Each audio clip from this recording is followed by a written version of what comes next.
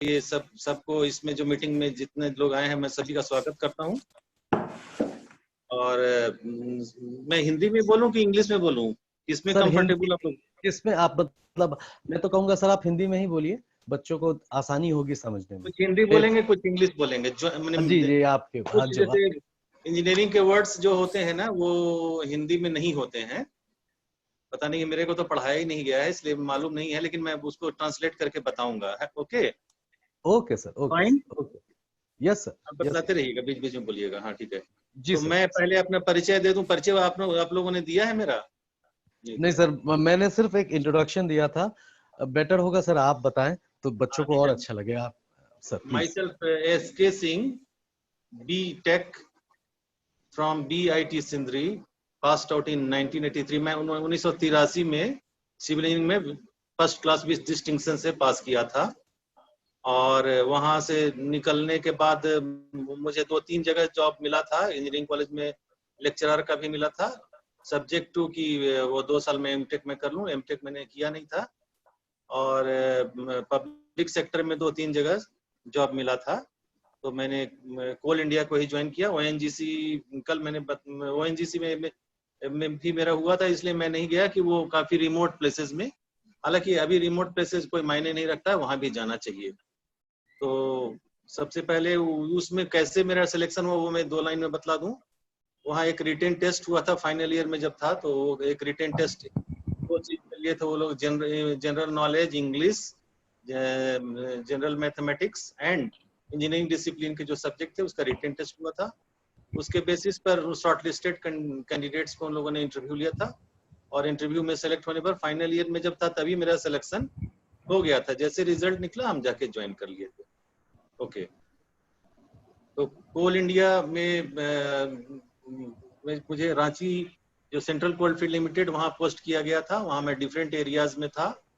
वहाँ मैंने कई बड़े बड़े प्रोजेक्ट को कंप्लीट किया है और मैं कई एरियाज में था। कई वासरीज यहाँ पे बनवाए हैं। और यहाँ पर हम विजिलेंस डिपार्टमेंट में भी CBI के साथ भी हम काम कर चुके हैं। और फिर यहाँ से मेरा ट्रांसफर हायर पोस्ट में नॉर्दर्न कोलफील्ड लिमिटेड सिंगरौली में हो गया था। वहाँ पर मैं बहुत बड़े बड़े प्रोजेक्ट चल रहे थे जो मैंने CCL में उसका नामो निशान तक नहीं जानते। छोटे छोटे प्रोजेक्ट यहाँ हुआ करते थे। वहाँ एक एक प्रोजेक्ट आप सोच नहीं सकते हो, जितना CCL का पूरा प्रोडक्शन है उतना 2 प्रोजेक्ट मिल करके उतना पूरा कंपनी के बराबर वहाँ प्रोजेक्ट था। मैं जब ज्वाइन किया था उस समय वो दिया हुआ करता था, बाद में वो सिंगरौली, बाद में वो अलग से उसकी आइडेंटिटी बन गई। आप सुन रहे हो? Yes sir, yes sir, yes sir. अच्छा sir, one thing, sorry to interrupt you sir, अगर आपको अपने कैंडिडेट से रिस्पांस चाहिए तो all the candidates and audience, आपके पास रेज हैंड करने का ऑप्शन है। अगर सर आपसे पूछ रहे हैं कि क्या वो कनेक्टेड, मतलब आपके पास ऑडिबल है, ये किसी को भी कुछ पूछना होगा तो हैंड रेज करके मेरे को मालूम पड़ना चाहिए। आदित्य आप बतलाएंगे कि किसको क्या पूछना है? जी जी आदित्य सर बताएंगे सर आपको। ओके ठीक है, तो मैं वहां पर गया था। हेलो, हाँ, तो वहाँ जो बोलिए, कुछ बोलना चाहते हैं? नहीं बोलना चाहते, ठीक है। तो मैं जब NCL में गया था तो वहाँ रेलवे लाइन जो बना करके एक करीब 10 किलोमीटर का रेलवे लाइन में हमारी माइन पड़ रही थी। तो वो जो रेलवे की जो इंडियन रेलवे की एक लाइन जाती थी उसमें हम लोगों के माइन के थ्रू वहाँ माइन का डेवलपमेंट करना था। तो हम लोगों को उनका रेलवे लाइन डाइवर्ट करना था। फिर हम लोगों ने उनका रेलवे लाइन डाइवर्ट करके फिर उनको रेलवे को उनका जो डिपार्टमेंट को चेक करा करके जो उनका बहुत, हेलो सुन रहे हो? Yes sir.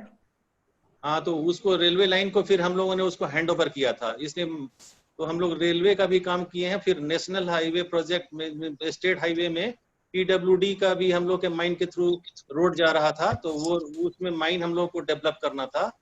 तो हम लोगों ने वो PWD रोड बना करके और उनके इंजीनियर को हैंड ओवर किया था। तो हाईवे का भी हम लोग के पास एक्सपीरियंस है। और बिल्डिंग तो मल्टी स्टोरी बिल्डिंग, बड़े बड़े स्कूल, अस्पताल सारे लाइफ में बनवाए हैं NCL में। और बड़े बड़े कोल हैंडलिंग प्लांट्स जिसमें कोयला को इसमें उसमें जो कोयला जो जाता है उसके सूट्स के थ्रू आप रेलवे वैगन में लोड होता है, वो थ्रू रेल वो डिस्पैच किया जाता है। उसका भी 2 CHP के भी मेरे टेन्योर में कंस्ट्रक्ट किया गया था। Thank you. ओके, ये this is all about me. Now I will come on the topic. Okay, yes sir. सबसे पहले मैं बता दूं सिविल इंजीनियरिंग का क्या मतलब है। सिविल कभी हम लोगों को प्राउड होना चाहिए कि हम लोग सिविल इंजीनियर है। ये नहीं सोचना चाहिए कि जॉब नहीं मिल रहा है। डेवलपिंग कंट्री हमारा है, इसमें तो सबको जो है सब जितने लोग हैं उसको सोचना चाहिए कि this is the backbone of the economy of the country. Civil engineer नहीं रहेगा तो कुछ नहीं होगा। तो सिविल इंजीनियरिंग के बिना कुछ। और मैं अपने कॉलेज के बारे में शुरू करने से पहले 2 चीज बतला दूं कि हमारे कॉलेज के अभी जो 5 राफेल विमान आया है, मालूम है आप लोगों को ना? यस सर, आज ही तो मतलब सारा न्यूज कल आया सर। कल 2 बजे आया है हमारे देश में। तो उसमें BIT सिंदरी के एक प्रोफेसर है, मिस्टर प्रोफेसर सुलेमान अशरफ। उनका लड़का जो है वो मिस्टर जावेद, ये उनका जो लड़का है बिलाल अहमद, वो फर्स्ट बैच रफाल का फाइटर का वो लेके आया था। तो this is a big clap for our college कि जो झारखंड के लिए, हालांकि वो कश्मीर के हैं लेकिन वो हमारे कॉलेज के प्रोफेसर हैं आज के डेट में, मेरे टाइम में तो नहीं थे। और दूसरा झारखंड के लिए गौरव की बात है कि जो सैनिक स्कूल तिलैया का रोहित कक्कड़ जो एक स्टूडेंट है, वो भी 5 आदमी में वो भी एक है। उनके पिताजी उस टाइम में जब स्टूडेंट था तो वहाँ के प्रिंसिपल भी हुआ करते थे। रोहित सैनिक स्कूल तिलैया है जो CBSE +2 स्कूल, उसमें पढ़ाया जाता है कि कैसे NDA में और कंबाइंड डिफेंस सर्विसेज में आप जाएंगे। ओके, तो ये मैं बीच में बतला दिया। सिविल इंजीनियरिंग क्या है? सिविल इंजीनियरिंग एक प्रोफेशन है, डिसिप्लिन है जो डील करता है design, construction, maintenance of physical and naturally built environment including public works such as road, bridges, buildings, canals, dams, airport, sewerage line, pipeline, structural component of building, railway and so many other infrastructure। अब थोड़ा सा civil engineering के इतिहास के बारे में बतला दूं। सिविल इंजीनियरिंग का इतिहास सिंधु घाटी सभ्यता का जो सिविलाइजेशन हुआ था, जो ईसा से 2000 साल से 4000 साल के पहले इजिप्ट में, उस समय ये सिविल इंजीनियरिंग का शुरुआत किया गया था। उस समय कोई कॉलेज नहीं हुआ करता था, कोई कॉलेज किसी देश में नहीं था। फर्स्ट प्राइवेट कॉलेज जो था यूनाइटेड स्टेट्स में हुआ करता था। तो फर्स्ट डिग्री सिविल इंजीनियरिंग जो अवार्ड हुआ था वो पॉलिटेक्निक था, कोई इंजीनियरिंग कॉलेज नहीं था।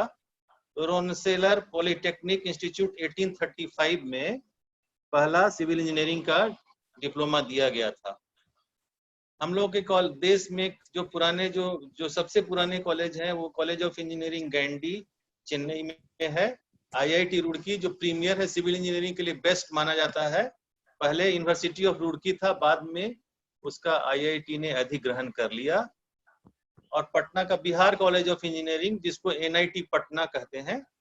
जादवपुर यूनिवर्सिटी जो था, ये सब 1886-1920, Jadavpur university 1906, IIT BHU government college of Bangalore 1919, IIT BHU और BIT सिंदरी जिससे मैं पास किया था।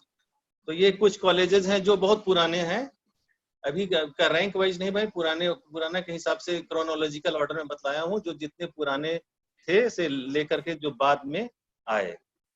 तो मेरे टाइम में NIT पटना, मेरे ज्वाइन करने से पहले NIT पटना बहुत अच्छा इंजीनियरिंग कॉलेज हुआ करता था। लेकिन हम लोग जब ज्वाइन किए थे रिटन टेस्ट और इंटरव्यू के थ्रू जो इंजीनियरिंग का एग्जाम में जो एडमिशन हुआ था कॉलेज में, तो BIT सिंदरी का सिविल और मैकेनिकल पहले भरा था। पूरा जितना NIT जमशेदपुर भी उसी रैंक से होता था, NIT पटना भी उसी टेस्ट से होता था। लेकिन BIT सिंदरी का सब सीट भर गया, सिविल का, मैकेनिकल का, इलेक्ट्रिकल का, तब उन लोगों का शुरू हुआ था। तो उस समय इस कॉलेज का समझ सकते हैं कि कितना हाई वैल्यू था। पता नहीं अभी कितना वैल्यू मुझे मालूम नहीं है। ओके, ठीक है। आदित्य, हेलो। Yes sir. जी सर, जी सर, जी। हाँ सर, आवाज आ रही है सर, मैं देर। अब मैं सिविल इंजीनियरिंग के बारे में शुरू करने से पहले मैं दो आदमी को सैल्यूट करना चाहता हूं। जो पहले हैं sir M Visvesvaraya. Hello sir, जी सर। जिनके नाम पर इंजीनियर्स डे मनाया जाता है। इंजीनियर्स डे मतलब ऑल इंजीनियर्स, इलेक्ट्रॉनिक्स, मैकेनिकल, लेकिन वो सिविल इंजीनियर थे। पहले के जमाने में इंजीनियरिंग मतलब सिविल माना जाता था। जिस गांव में, शहर में भी बच्चा इंजीनियरिंग पढ़ने जा रहा है मतलब सिविल समझता था। आप मैकेनिकल पढ़ रहे हो, इलेक्ट्रॉनिक पढ़ रहे हो कि कंप्यूटर साइंस पढ़ रहे हो, वो सब कुछ नहीं। मतलब सिविल वाज प्राइम ब्रांच, सबसे की ब्रांच था। तो इंजीनियर्स डे हम लोग के देश में 15 सितंबर को मनाया जाता है। वो सर एम विश्वेश्वरैया जो सिविल इंजीनियर थे उनके नाम पर। और इंडिया में के साथ श्रीलंका और तंजानिया में भी इंजीनियर्स डे 15 सितंबर को मनाया जाता है। उनका 1860 में बर्थ हुआ था। और वो मैसूर के दीवान भी 1912 से 1919 तक रहे थे। दीवान एक पोस्ट है, जैसे मेयर टाइप का पोस्ट है, वो वहां का भी रह चुके हैं। और वो कृष्णा सागर जो डैम जो मैसूर में बना हुआ है बहुत बड़ा, जो फर्स्ट अर्दन डैम था इंडिया का, वो उन्होंने कंस्ट्रक्ट करवाया था उनके। हाँ जी, जिस पर वृंदावन गार्डन बना हुआ है, जो इंडिया का बेस्ट मैन मेड गार्डन है। शुरुआत में उन्होंने नौकरी शुरू की थी पीडब्ल्यूडी से, और फिर इंजीनियर इन चीफ तक बन गए थे। उस गवर्नमेंट का सेक्रेटरी ऑफ मैसूर, अभी तो सेक्रेटरी आईएएस लोग होते हैं, लेकिन ये सेक्रेटरी भी बने थे। और टाटा स्टील के जो था जमशेदपुर वाला, उसके बोर्ड ऑफ डायरेक्टर में भी रह चुके हैं। तो इनको जो भारत का जो हाईएस्ट गैलेंट्री अवार्ड कोई सिविल इंजीनियर को अगर मिला है भारत में आज तक, तो यही है। उनका नाम है सर एम विश्वेश्वरैया। उनको सर का टाइटल मिला हुआ था। और भारत रत्न 1955 में इनको दिया गया था। Okay okay sir, okay sir. तो ये इंजीनियर्स डे किनके नाम पर, question for the diploma holders, engineers day किनके नाम पर मनाया जाता है? Sir M Visvesvaraya. एक क्वेश्चन एक हो गया है। जी सर, ये एक क्वेश्चन हो जाएगा बच्चों के लिए। ये क्वेश्चन हो गया कि सर एम विश्वेश्वरैया के नाम पर मनाया जाता है कृष्ण। और दूसरा क्वेश्चन हो गया, इसमें क्वेश्चन भी बताते जा रहे हैं। इसमें क्वेश्चन एक आ जाएगा, कृष्णा राजा सागर डैम किसने बनवाया है? इनका नाम हो जाएगा। अब फिर आपसे पूछा जाएगा कि इसी में क्वेश्चन खोजते रहो। इसमें ये जो है कि फर्स्ट दीवान जो कौन मैसूर का बना था, तो यही बने थे। ओके, मतलब इसी आंसर को रिपीट कर देना। कौन सा सिविल इंजीनियर जिसको भारत रत्न अवार्ड मिला था? इनको मिला था। इनको मिला था सर एम विश्वेश्वरैया को। तो इंजीनियर सभी इंजीनियर बनाते हैं, ना कि खाली सिविल इंजीनियर बनाते हैं, लेकिन इनके नाम पर बनाया जाता है। और दूसरे कई रोल मॉडल हैं। दूसरे रोल मॉडल हैं हमारे इंजीनियर श्रीधरन। वो केरला से थे। तो उन्होंने जो यूपीएससी के through Indian railway services examination शुरू से होता था बात, तो उसमें इन्होंने सेलेक्ट हुए थे। ये शुरू में लेक्चरर थे इंजीनियरिंग कॉलेज में। तो इनके जमाने में ये कई बड़े बड़े प्रोजेक्ट इन्होंने कंप्लीट किए हैं।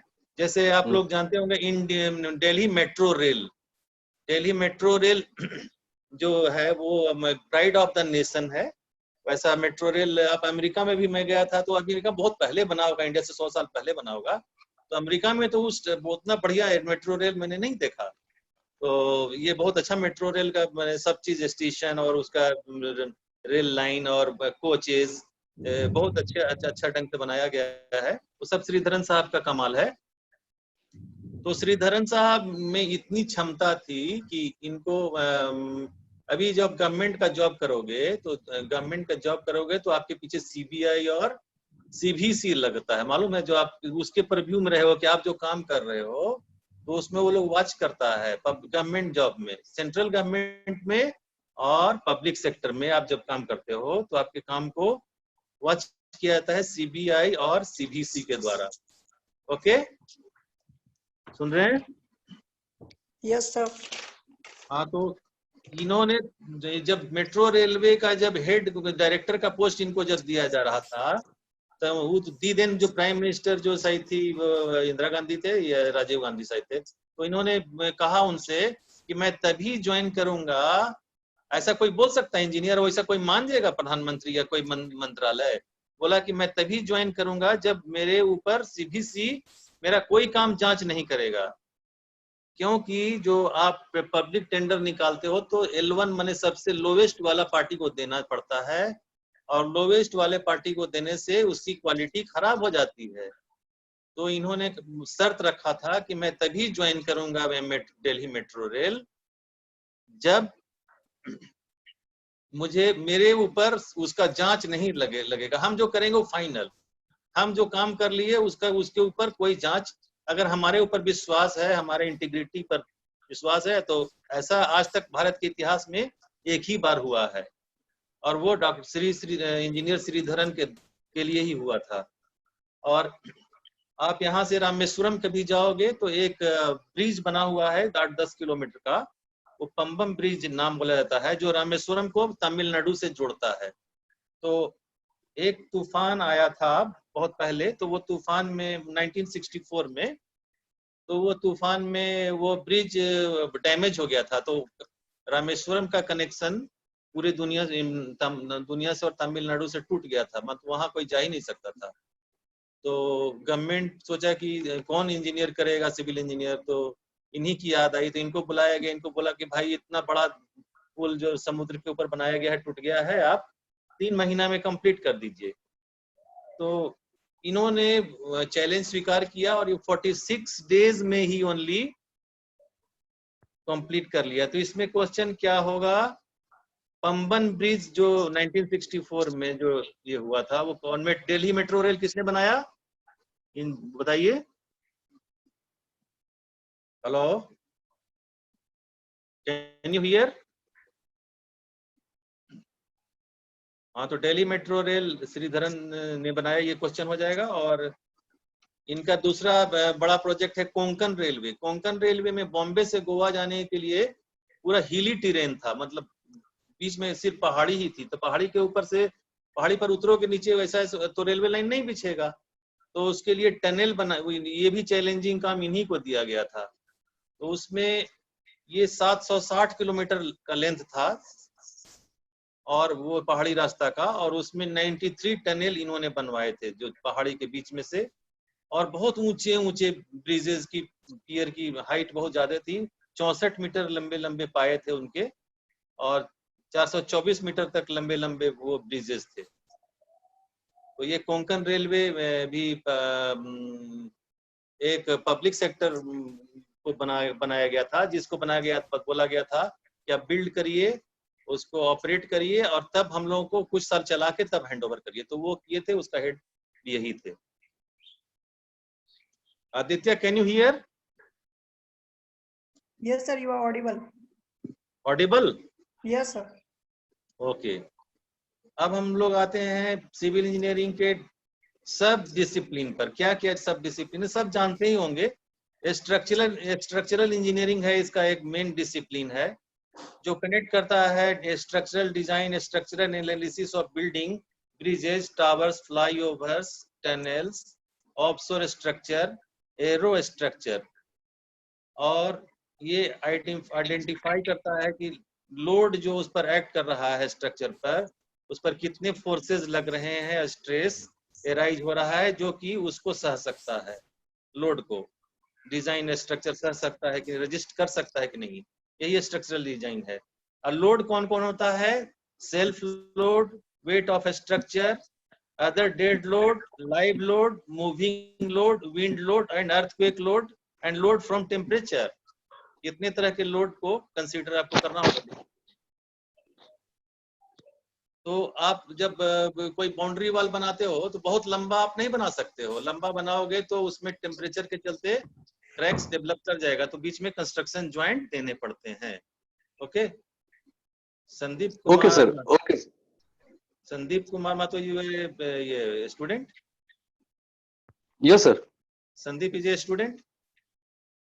Yes, sir. Sandeep is student, sir. Okay. So this is a structural engineering. Now surveying. Surveying क्या है? Surveying is the process by which a surveyor measures certain dimensions that occurs on the near the surface.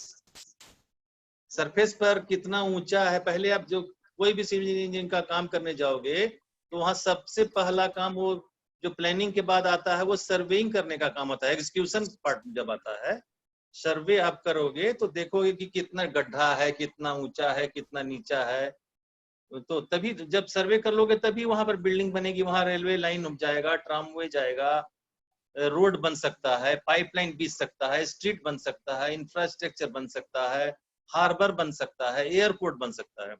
बिना सर्वे का कुछ नहीं हो सकता है।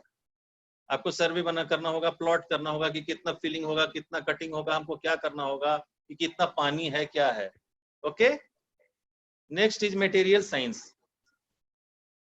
It studies with the fundamental characteristic of the material. Okay? तो इसमें मटेरियल में बहुत सारे हैं, स्टोन है, ब्रिक्स है, जिप्सम है, लाइम है, सीमेंट है, मिनरल एग्रीगेट है, कंक्रीट है, टिम्बर है, सिरामिक है। और इसमें मोस्ट इम्पोर्टेंट सब का इम्पोर्टेंट अपना अपना है, लेकिन सीमेंट का सबसे ज्यादा इम्पोर्टेंस है। सीमेंट कई तरह के होते हैं। एक होता है ऑर्डिनरी पोर्टलैंड सीमेंट, ये सभी टाइप के कंस्ट्रक्शन में इसको यूज किया जा सकता है। इसमें लाइम 60%, इसमें ये क्वेश्चन पूछा जाएगा कि इसमें लाइम का परसेंटेज और सिल्का परसेंटेज कितना है ओपीसी में, ओपीसी। Okay okay sir. तो ओपीसी में lime 60%, Chilka 20%, iron oxide, magnesium, sulphur trioxide और सोडा एंड पोटास, ये इतना चीज का मिक्सचर होता है, वो ओपीसी में होता है। लेकिन अभी जो इनिशियल सेटिंग टाइम इसका 65 मिनट और फाइनल सेटिंग टाइम 275 मिनट, ये नोट करना होगा। आप लोग सभी आप लोग अपने नोटबुक में सर बच्चों अपने एक नोटबुक में जो सर भेजा रहे हैं, start from the first question सारा लिखते जाए। आप अभी नोटबुक में नोट करिए, जो ओपीसी जो होता है उसमें इनिशियल सेटिंग टाइम 65 मिनट और final setting time 275 minute. 65 minute में इनिशियल सेटिंग उसका शुरू हो जाता है। ये जनरल कंस्ट्रक्शन में इसको यूज होता है, हाईवे, बिल्डिंग, रोड, ये सब ब्रिजेस में। इसका रेजिस्टेंस क्रैकिंग में बहुत अच्छा है, श्रिंकेज नहीं होता है। इसका केमिकल एक्टिविटी, जहाँ केमिकल वाला फैक्ट्री है, जैसे मान लीजिए वहां जहाँ केमिकल का ये होता है, बगल में केमिकल फैक्ट्री है, वहां ये वाला सीमेंट यूज नहीं कर सकते हैं।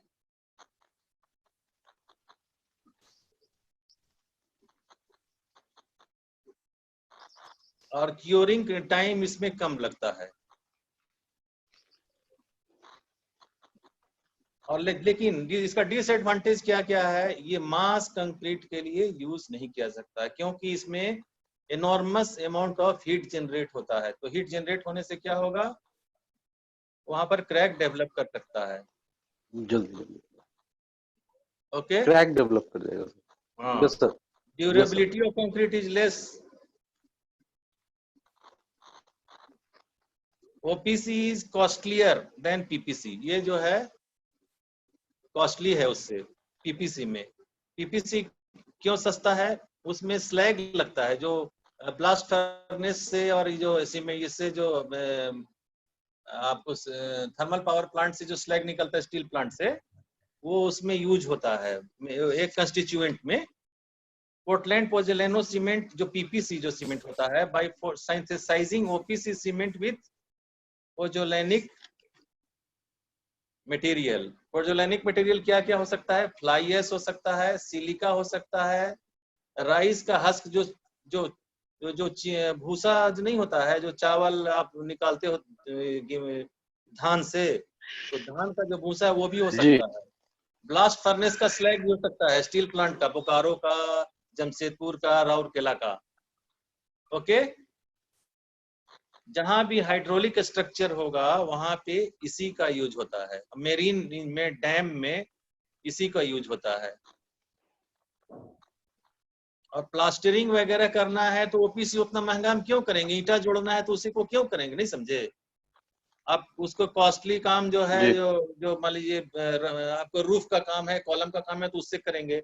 लेकिन जहाँ ब्रिक वर्क, अभी तो ब्रिक वर्क फॉल्स होता है, कॉलम पर बिल्डिंग होती है, तो ब्रिक वर्क में प्लास्टरिंग में इससे फिनिशिंग ज्यादा अच्छा आती है, उससे उतना बढ़िया फिनिशिंग नहीं आएगा। किससे? ओपीसी से। ओके। Okay sir. और प्री का सीवेज पाइपलाइन जो रहेगा पानी के अंदर, उसमें भी यही यूज होगा। ये चीपर होता है। इसका एडवांटेज क्या है कि ये चीपर होता है ओपीसी से। मटेरियल यूज जो इसमें होता है सो प्लांट का वेस्ट होता है, जो प्लांट अभी हम लोग के देश में वो सब प्लांट जो वेस्ट को रखने का जगह नहीं था, उससे सीमेंट बन जा रहा है, उससे ब्रिक बन जा रहा है। जो पहले हम लोग ब्रिक कैसे बनाते थे, मिट्टी से को पका के बनाते थे किल्न में, अभी जो है ब्रिक जी इससे सर। बनता है। किससे बनता है ब्रिक अभी? हेलो, अभी जो ब्रिक मिट्टी से। मार्केट में है किस कैसे बनता है बताइए? ऐश। हाँ, ऐश से। पहले तो मिट्टी से बनती है, पहले मिट्टी से बनता था, हालांकि अभी मिट्टी ऐश से वाला का बन रहा है, मतलब जिसको बोलते हैं। उसका स्ट्रेंथ हालांकि ज्यादा है मिट्टी वाला का। मिट्टी वाला का जी स्ट्रेंथ सर। इनसे कम, इनका स्ट्रेंथ है वो उतना ही होता है, बोलता है, लेकिन हम लोग जो वहां पर यूज करते थे तो उसका स्ट्रेंथ हम लोग क्वालिटी कंट्रोल में पहले करवाते थे तभी करते थे, लेकिन 50 से ज्यादा हमको लगता है नहीं आता है इसका। जनरली कहीं कहीं होता होगा तो सीमेंट उतना ज्यादा डालेगा तभी तो होगा, लेकिन डालता नहीं है वो लोग। लेकिन अभी तो सर फ्लाई ऐश पे ही ज्यादा काम हो रहा है ना सर? फ्लाई ऐश में ही करना है आपको, वो जो गवर्नमेंट का ये आ गया है ना, रूलिंग आ गया है, इसलिए कि वो रखने का भंडारण का समस्या है ना देश में। वो स्लैग कहाँ रखेगा ओ उतना? जो जो पावर प्लांट्स हैं और थर्मल स्टील जी प्लांट्स हैं, वो स्लैग उतना जी। कहाँ रखेंगे? ओके। वो इसमें यूटिलाइज हो जा रहा है। हाँ हाँ, यूटिलाइज हो रहा है। ओके। ओके दूसरा सर। है क्विक सेटिंग टाइम। एक कभी कभी तुमको पानी, जब आप नौकरी में जाओगे तो बोलेगा कि यहाँ पर तो पानी थोड़ा थोड़ा निकल रहा है, वहां पर उतना बड़े बड़े स्ट्रक्चर तुम्हारा मेथड नहीं होगा कि वेल फाउंडेशन वगैरह बना लें, तो वहां पर क्विक सेटिंग सीमेंट यूज किया जाता है अंडर वाटर कंस्ट्रक्शन के लिए।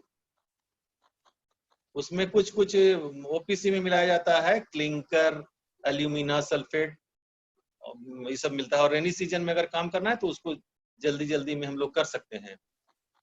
Next is blast furnace cement. ये पोर्टलैंड सीमेंट जो होता है ओपीसी, उसको 65% ब्लास्ट फर्नेस का स्लैग उसमें मिला दिया जाता है, तो उससे ब्लास्ट फर्नेस सीमेंट बनता है। Next is white cement. आप बिल्डिंग जब बन जाएगी तो देखते हो कि टाइल्स लगता है, टाइल्स के ज्वाइंट्स जो होते हैं, चाहे स्लैब लगते हैं ग्रेनाइट के, सब में जो ज्वाइंटिंग होगा वो सब व्हाइट सीमेंट से होता है। तो it is similar to OPC except colour, लेकिन इसमें कलर नहीं है। वैसे उजला लाने के लिए क्या होगा, आयरन ऑक्साइड और मैंगनीज ऑक्साइड जो उसमें डाला जाता है, इसमें नहीं डाला जाता है। तो नहीं जो डाला जाता है तो उसमें जो मेन लाइम वाला जो पार्ट ज्यादा हो जाता है, इसलिए ये महंगा होता है। Okay. Okay sir. Okay sir. Next is transportation engineering.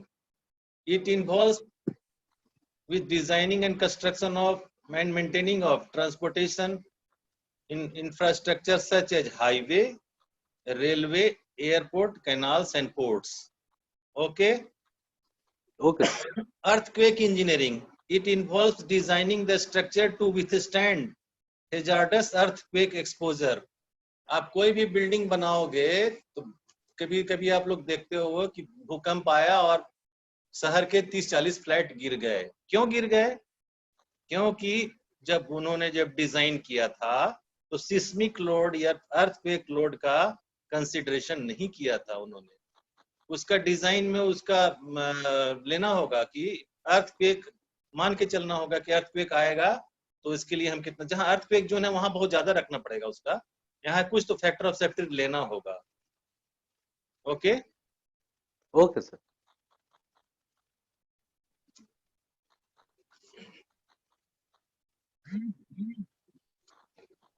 Next is थोड़ा सा कोर्स पर पढ़ाते हैं, उसके बाद फिर आ जाते हैं हम ये सिविल इंजीनियरिंग के जॉब पर आते हैं। बियरिंग कैपेसिटी ऑफ सॉइल, कहीं पर काम करने जाओगे तो सबसे इंपॉर्टेंट क्या होता है? Bearing capacity. Bearing capacity of property of soil which can withstand against the load and pressure acting on it. Maximum load per unit area. जैसे मान लीजिए कि कोई स्ट्रक्चर यहाँ मल्टी स्टोरी बनाना है तो सबसे पहले क्या चेक करेंगे? वहां पर बियरिंग कैपेसिटी चेक करेंगे, और उसका स्ट्रेंथ किसी बिल्डिंग का, रोड का, डैम का किस पर डिपेंड करता है? उसके फाउंडेशन पर। और फाउंडेशन किस पर डिपेंड करता है? उसके सॉइल पर। तो सॉइल को क्या करना पड़ेगा? उसके बेयरिंग कैपेसिटी निकालनी पड़ेगी। Okay sir. बेयरिंग कैपेसिटी बढ़ाने के लिए उस जगह का डेप्थ हम लोग को बढ़ा देंगे, तो डेप्थ बढ़ा देंगे, लेकिन ये यानी इकोनॉमिकल हो जाएगा। मान लीजिए फाउंडेशन हमको 10 फीट ले जाना है, 20 फीट ले जाएंगे तब बेयरिंग कैपेसिटी अच्छा मिलने लगेगा, लेकिन इससे तो कॉस्ट बढ़ जाएगा बिल्डिंग को। ऐसा नहीं करना है।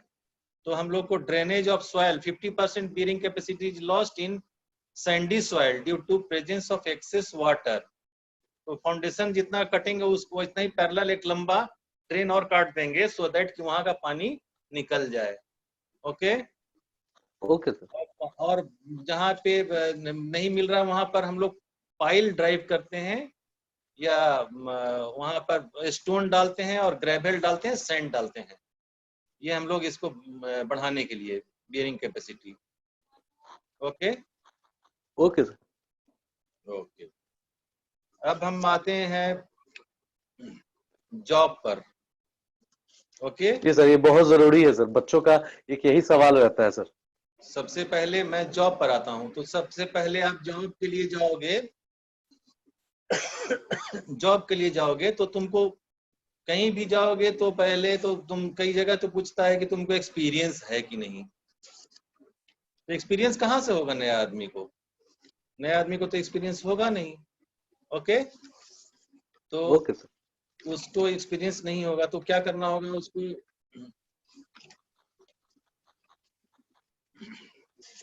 उसको सर कहीं काम करना पड़ेगा कैसे? नहीं, ऐसा कुछ नहीं है, ऐसा कुछ नहीं है, ऐसा कुछ नहीं है। उसको काम करना नहीं पड़ेगा। बहुत सा तो फ्रेशर को लेते हैं ना, फ्रेशर को लेते हैं, वो अपना ट्रेन करते हैं थोड़ी दिन, मुझे प्रोबेशन में रखते हैं 1 साल। काम का मिल जाए कहीं पर तो बहुत अच्छा बात है, जॉब मिलना नहीं हो जाता है। लेकिन अगर काम नहीं भी किया है उसके लिए भी तो सबसे पहला काम है कि जितने सब्जेक्ट्स जो इंजीनियरिंग के हैं उसमें कमांड करना होगा, उसको बहुत अच्छे से पढ़ना होगा। जितने सब्जेक्ट हैं, जैसे मटेरियल उसमें है, उसका ब्रिक है, इंपॉर्टेंट पार्ट बतला दे रहे हैं। स्टोन, ब्रिक का प्रॉपर्टी जितना है किस टाइप का, टिम्बर, सीमेंट, लाइम, पेंट और वार्निश, इसके बारे में अच्छे से जान जाइए, जो क्वेश्चन पूछा जाता है। Okay okay sir. और वो जो और एक फायर ब्रिक्स भी होता है जी, ये भी हो सकता है सवाल आ जाए। आप जो इसमें जो जाते हो स्टील प्लांट में तो वहाँ फायर ब्रिक लगता है। बिल्डिंग कंस्ट्रक्शन के बारे में थोड़ा पढ़ाई करो, फाउंडेशन के बारे में और रूफ के बारे में। सर्वेइंग का पूरा पढ़ाई करना होगा, surveying, levelling, error in surveying and instrument. Engineering mechanics में पढ़ना होगा, नोट करते जाइए। बीम, प्लीज लिखते जाइए आप लोग अपने नोटबुक में। इंजीनियरिंग मैकेनिक्स में पढ़िए beam, friction, centre of gravity, mass moment of inertia. Okay strength of material में पढ़िए simple and compound stress and strain, shear forces and bending moment, very important. पूछेगा कि इतना बेंडिंग मोमेंट होता है, क्वेश्चन में पूछा जाता है। Stress in beam, column and struts, thick and thin cylindrical sphere, ये भी एक है पेपर, इसमें ये भी पढ़ने का जरूरत है। स्ट्रक्चर एनालिसिस में पढ़िए slope deflection method, moment distribution method, analysis of multi storey building. RCC design में पढ़ना चाहिए requirement of reinforcement, design of various components, जैसे कॉलम का डिजाइन, रूफ का डिजाइन और स्लैब का डिजाइन सब करना होगा, फाउंडेशन का design. Okay steel structure, design of beam, advantage and disadvantage, इसका एडवांटेज क्या है और design of tension member. Fluid mechanics में पढ़िए laws of mechanics, kinematics and fluid mechanics, dynamics and fluid mechanics. Hydraulic machine में पढ़िए pump, क्योंकि आपको पंप का वहां पर जरूरत पड़ेगा, जहां भी जॉब करेंगे वहां पंपिंग करना पड़ता है। सेंट्रीफ्यूगल पंप पढ़ाया जाता है इंजीनियरिंग में, पता नहीं डिप्लोमा में पढ़ाया जाता है क्या? पढ़ाया जाता है जी। एक मिनट, एक आदमी को संदीप को अनम्यूट कीजिए तो। संदीप कुमार। सर संदीप से पहले आई रिक्वेस्ट मोहित प्रताप को करें अनम्यूट, बिकॉज उनको ज्यादा इशू है, उनको अनम्यूट भी करना है और उनको सवाल भी पूछना है। हाँ ठीक है, प्लीज एक बार अनम्यूट कीजिए ताकि वो सर से बात कर सके। Okay ma'am. Hello Mohit. Eager to talk to you. Hello yes, हम इतना कंप्लीट कर लिए, एक सेक्शन कंप्लीट करके हम बोलेंगे। हेलो अच्छा ओके। सॉइल मैकेनिक्स में पढ़िए फाउंडेशन, और उसका टोटल बुक ही पढ़िए, जो आपका कितना पूरा कोर्स में जितना चीज है। ट्रांसपोर्टेशन में और सॉइल मैकेनिक्स में पूरा बुक ही पढ़ना होगा। रेलवे इंजीनियरिंग में शॉर्ट में पढ़िए स्लीपर, बलास्ट, रेल्स, जो रेल जो लाइन बिछती है उसको रेल बोला जाता है। स्लीपर्स पहले लकड़ी के हुआ करते थे, अभी प्री स्ट्रेस कंक्रीट के होते हैं अभी। और blast geometric design, curve, points and crossings, इतना रेलवे में पढ़ लीजिए। ब्रिज का रफ आइडिया ले लीजिए। एयरपोर्ट इंजीनियरिंग में टर्मिनल एरिया, जो टर्मिनल जो बनता है उसका टर्मिनल, जहाँ पे एयरपोर्ट हम लोग रुकते हैं, जहाँ फ्लाइट चढ़ने से पहले, वो टर्मिनल्स, उसके बारे में पढ़िए। हाईवे इंजीनियरिंग का पूरा पढ़ना होगा, टोटल चीज जितना सुपर एलिवेशन से लेके हमने state road, highway, national highway, state highway, फिर सिटी रोड, सब पढ़ना होगा। ओके। और जब सेलेक्ट हो जाओगे, रिटेन टेस्ट पहले, सबसे पहले रिटेन टेस्ट लिया जाएगा आपका। तो ये सब टेक्निकल वाले पार्ट हो गए। ओके, अब आते हैं जो जनरल, अदर देन ये जो होगा आपका टेक्निकल, और भी क्वेश्चन जो एचआर से और जनरल से पूछे जाएंगे। जैसे बताते हैं, जनरल नॉलेज आपको पूछा जाएगा। आप डेली पेपर पढ़िए भी। जैसे अब रफाल कहाँ से आया, किस देश से आया, बताइए आप लोग। अभी रफाल का विमान कहाँ से आया, जो फाइटर प्लेन? कौन? लड़का को दीजिए मेरे को। हेलो, कोई जो, hello Aditya. Yes sir. Please unmute any student जो जानता हो। संदीप को कीजिए ना, संदीप को कर दीजिए। संदीप। मैं करूं? नहीं, वो खुद ही करेगा। Rishabh. Yes sir, wait sir. Sandeep you दो कैन बच्चे को कर दो। नहीं, अभी हियर तो कर रहा है सर, उसका माइक ऑफ है, वो नहीं बात करेगा। हाँ, तो दूसरे को, इसका ये स्टैटिक हो गया, इसका तो मूवमेंट नहीं है वो photo. Hello Sandeep. Hello Sandeep, you can hear? हाँ सर। Yes sir. संदीप, आप सर से इंटरेक्ट कीजिए। सर ने एक सवाल किया है, आप उसका जवाब दीजिए। आप अभी तक आपने सुना कि ये जो इंजीनियरिंग के जो सब्जेक्ट जो कोर्सेज रहेंगे, यस सर। वो मैंने बताया। Yes sir. अब उसके साथ साथ आपको पूछा जाएगा general knowledge, awareness, reasoning, numerical ability, professional knowledge, discipline का जो तो आप जानते ही हैं। Yes sir. और उसमें एक एक नंबर का पूछा जाएगा। कई डिपेंड करता है कि कौन एग्जाम लेने वाला अथॉरिटी है। कोल इंडिया में एक एक नंबर का होता है, जिसमें रॉन्ग के लिए कोई मार्क्स नहीं काटा जाता है। और सब जैसे आपको 4 सब्जेक्ट का पेपर का एग्जाम लिया, तो सब में क्वालिफाइंग मार्क्स होगा, जो 40 मार्क्स कम से कम लाना होगा। किसी में मान लीजिए कि 90 ले आए, किसी में 30 ले आए, तब सेलेक्ट नहीं होइएगा। मिनिमम आपको 40 सब में लाना होगा।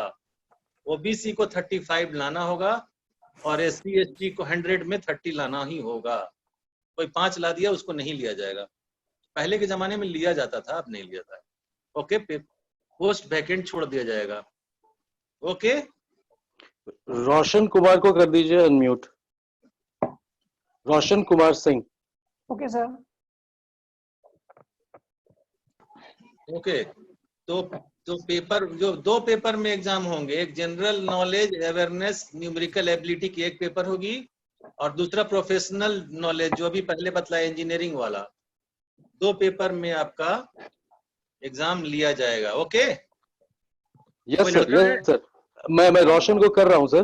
रोशन, are you there? Hello Roshan. हाँ यस सर आवाज आ रही है। आ रही है ना? तो ओके। थोड़ा हाँ, तो आपको अगर कुछ पूछना है सर आपको से करना पूछिए। क्या, पहले मेरे को बोलने दीजिए फिर पूछिएगा। हाँ, हम बोलेंगे तो पूछने बोलेंगे। जैसे अभी रोशन सर। आप बतलाइए कि अभी जो राफेल विमान किस देश से लाया गया है? सर फ्रांस से लाया गया है सर। Very good. कहाँ कहाँ उतरा है वो सर जम्बाला अंबाला सर, अंबाला। अंबाला एयरफोर्स का बेस है। Very good, nice, well. तो ये चीज आपको डेली जो न्यूज है, एक बार दूरदर्शन का न्यूज जो है और एनसीईआरटी का कुछ किताब है उसको भी थोड़ा पढ़ लेना है। और उसमें जो आपको अलजबरा है, हाइट एंड डिस्टेंस है 10 6 8 9 10 11 का, वो सब पढ़ लेना होगा। जैसे कि आपको करंट अफेयर्स सब जानना होगा, अभी क्या क्या हो रहा है।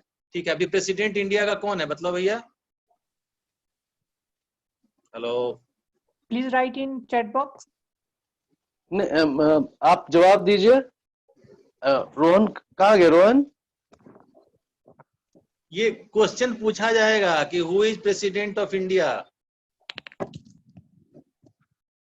देखिए चैट में आपने जवाब दे रहे हैं, लेकिन क्वेश्चन इज दैट रोहन क्या कर रहे हैं? Ramnath Kovind sir. Yes yes sir. ठीक है, तो कहने का मतलब मेरा आपको जनरल क्वेश्चन, नेशनल और इंटरनेशनल करंट अफेयर्स से क्वेश्चन पूछा जाएगा, आपको एवरीडे साइंस से पूछा जाएगा, स्पोर्ट्स से पूछा जाएगा और साइंटिफिक रिसर्चेज से पूछा जाएगा, इंडियन कल्चर से। हेलो जी sir, sorry to interrupt sir, आप स्क्रीन पे कैंडिडेट को देख सकते हैं, कैंडिडेट्स के नाम देख सकते हैं। एक तो आदित्य संदीप है और बस दिख रहा है बस। उसको सर स्क्रॉल करेंगे ना तो नेक्स्ट भी आ जाएगा। स्क्रॉल करेंगे। हाँ, और तो कोई आ नहीं रहा है, बस एक ही अभी दिख रहा है। एक और आ रहा है, श्याम राजन, विद्यासागर कुमार, जीपी रांची, वो भी दिख रहा है मेरे को। मोहित किसको बुलाना है? सर एक आंचल है, उसको बुला दीजिए सर। आंचल? Is right. हाँ, आंचल को अनम्यूट कीजिए। तो आंचल आंचल लड़की है? जी जी जी, उन्होंने कुछ प्रॉम्प्ट किया था, वो कुछ ब्रिक्स के बारे में पूछ रही थी सर। तो हाँ, बोलिए, उसको पूछने बोलिए। आंचल कुमारी GWP दुमका, उनको अनम्यूट कीजिए। हेलो आंचल। सर ब्रेक का ग्रेडिंग कैसे मापेंगे? किसका? ब्रेक का ग्रेडिंग। हाँ, बहुत अच्छा सवाल है। उसका कॉम्प्रेसिव स्ट्रेंथ निकालते हैं लेबोरेटरी में। लेबोरेटरी जो है, आप जो इंजीनियरिंग कॉलेज में आपको ब्रिक को भेजना होगा, आप जहाँ नौकरी करेंगे ना, तो वहां पर पहले ब्रिक मंगवाएंगे कॉन्ट्रैक्टर से, तो ब्रिक ला के देगा आपको। तो पहले वो ब्रिक लगाना नहीं है, चाहे अपनी बहुत बड़े फर्म में होंगे तो अपनी लेबोरेटरी होनी चाहिए। उसका कंप्रेसिव स्ट्रेंथ पहले, और जो लैब में जितने टेस्ट होते हैं वो कितना पानी सोख करता है, कितना उसका डेंसिटी है, सब स्टैंडर्ड के हिसाब से होना चाहिए। और कोई सवाल? जी सर, हम चाहते हैं कि जितने भी कैंडिडेट आए सबको थोड़ा थोड़ा तो मौका मिले। बहुत लोगों की क्वेरीज है आपसे बात करने की, छोटे छोटे से क्वेश्चन है। एक सवाल इनका था, अभी बताया। Okay Aanchal, fine. You are satisfied with the answer Aanchal? She is unmuted I guess. Sir आप अपने स्क्रीन से किसी भी रैंडमली कैंडिडेट्स का नाम ले सकते हैं, हम उन्हें अनम्यूट कर देंगे। ओके, सो हम बोलेंगे। हाँ ठीक, नेक्स्ट में आ रहे हैं इंडियन इकोनॉमी में फॉर इंडियन। अभी जो पेपर आवेगा उसके बारे में बात करें। इंडियन कॉन्स्टिट्यूशन, इन्वायरमेंट पर भी सवाल बहुत पूछा जाएगा। Agriculture, trade and commerce, numerical ability में डेसिमल, फ्रैक्शन, नोट करिए, परसेंटेज, प्लीज लिखिए आप लोग please. Ratio and proportion, square root, average, profit and loss, discount, mixture, time and distance, basic algebra, height and distance, AP and GP series. English का सब error, English में आवेगा error recognition. पूछा जाएगा इसमें क्या गलती है ऑब्जेक्टिव सवाल में। Fill in the blanks, verb preposition, ये सब भरने के लिए। Synonyms, antonyms, spelling detecting, misspelled words, items and phrases, one word substitution, sentence structure, sentence completion, comprehension the passage. ये हो गया सिलेबस। जनरल एग्जाम जो होगा कहीं का भी, उसमें ये सब पूछा जाता है। ओके,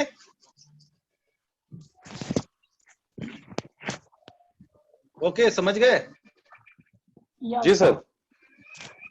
और किसी का कोई क्वेश्चन है तो हैंड रेज करें, तो हम उनको अनम्यूट कर देंगे। और अगर वो नहीं कर पा रहे हैं तो टाइप कर दे क्वेश्चन, हम लोग देख रहे हैं, हम लोग उनको अभी अनम्यूट कर देंगे। एक और कंप्लीट कर लें। जैसे आप रिटेन टेस्ट, कोई भी कहीं भी आप जाओगे तो रिटेन टेस्ट लिया जाएगा। अभी पहले पब्लिक सेक्टर और प्राइवेट सेक्टर पर आएंगे, इसके बाद आएंगे। तो उसके बाद रिटेन टेस्ट में मान लीजिए कि उसको 100 आदमी को लेना है, तो 200-300 आदमी को वो सेलेक्ट कर लेगा रिटेन टेस्ट में। उसमें से 200 को और हटाएगा, 100 को लेना है। तो मान लीजिए जितना 10,000 आदमी दिया, अगर उसके पास 500 पोस्ट है, 300 पोस्ट है, 200 पोस्ट है, तो उससे 3 टाइम्स या 4 टाइम्स वो सेलेक्ट कर लेते हैं रिटेन में। ओके, और इंटरव्यू में जितना उनका सीट होता है कास्ट वाइज, गवर्नमेंट में कास्ट वाइज होता है, पब्लिक प्राइवेट सेक्टर में कास्ट से कोई मतलब नहीं है, लिया जाता है। और इंटरव्यू के लिए 2, 3, 4, 5 बतला देते हैं कि जो टॉपर है, वो जरूरी नहीं है कि टॉपर लड़का ही सबसे अच्छा, जिसको अच्छा पब्लिक में बोलने का आदत है, जो जिसमें उसमें सेल्फ बिलीव होना चाहिए, सेल्फ कॉन्फिडेंस होना चाहिए, कोई फियर नहीं होना चाहिए जो स्टूडेंट है।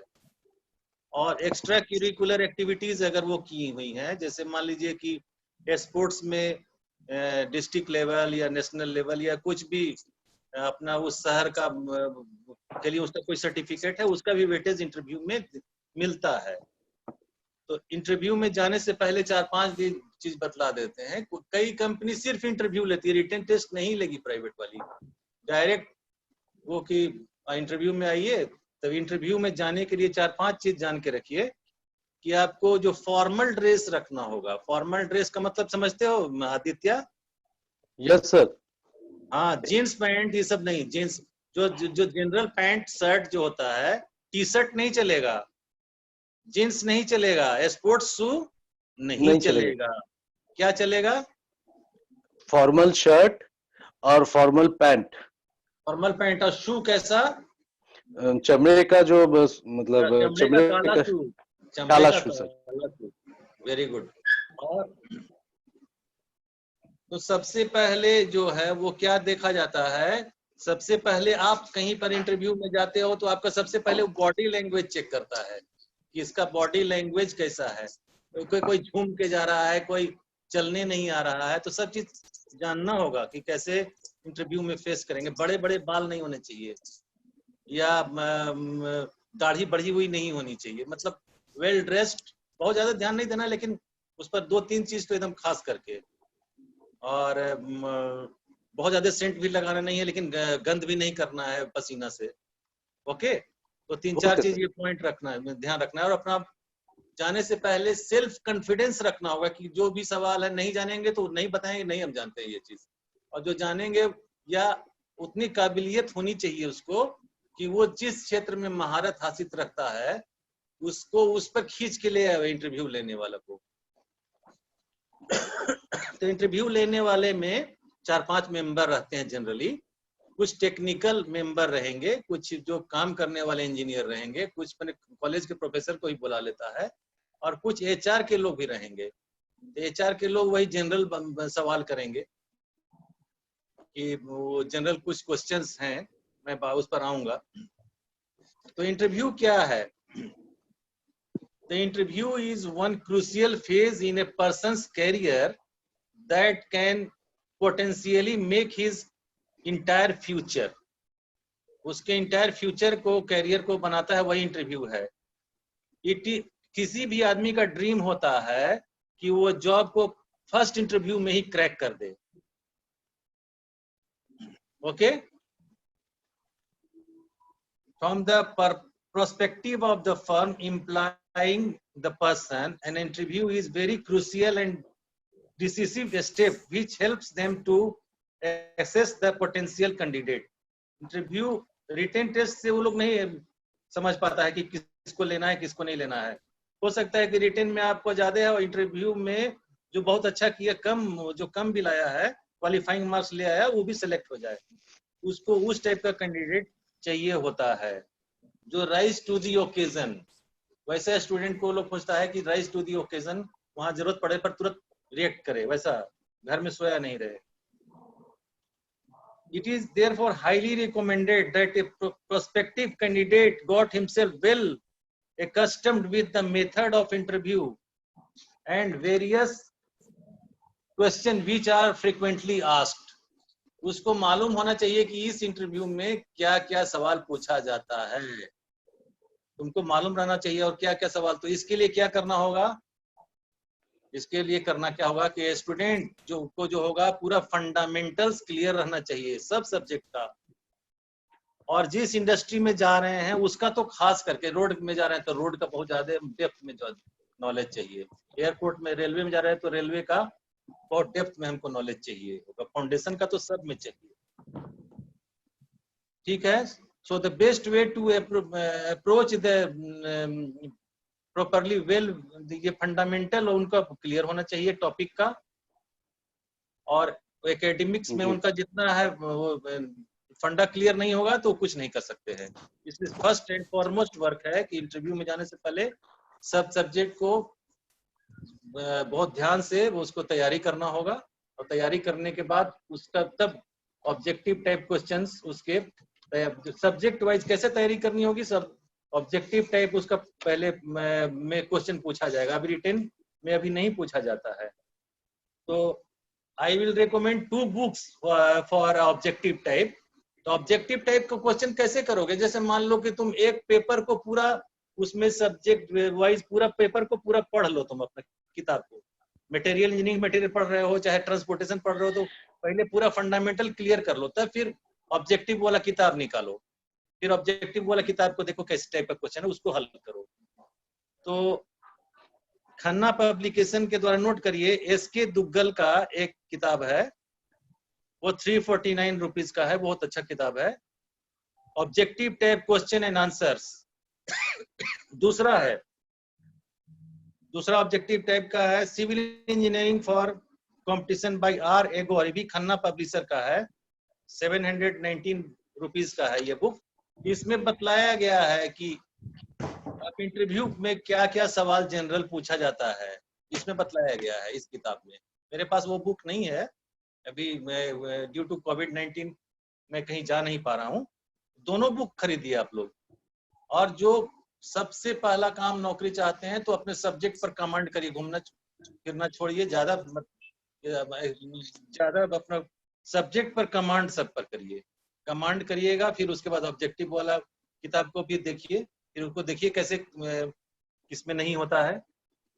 सर 2 किताबें हैं ना, एक बुक का नाम हो गया, एक दुग्गल सर का हो गया, एक बार रिपीट कर देता हूँ। खन्ना पब्लिकेशन का दोनों है, objective type question and answer पहला किताब का नाम है एसके दुग्गल का, और दूसरा है civil engineering for competition by R Agor, ये भी खन्ना पब्लिशर का ही है। इसमें इंटरव्यू के बारे में भी, जो बाद में जो सेकंड वन जो किताब है उसमें इंटरव्यू के बारे में भी बताया गया है कि इंटरव्यू में क्या क्या सवाल पूछा जाता है। राइट? आप सब चीज जानते हो तो फट से बता दोगे कि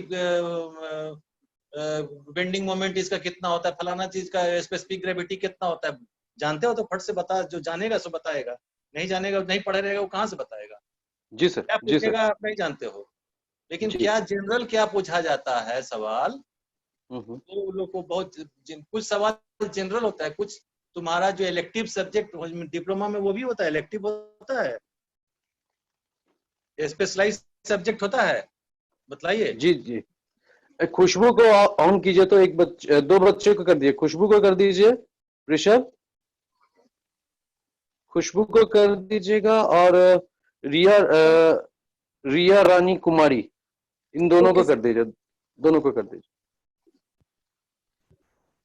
खुशबू हेलो, सुन पा रही है? हेलो हेलो हाँ हेलो।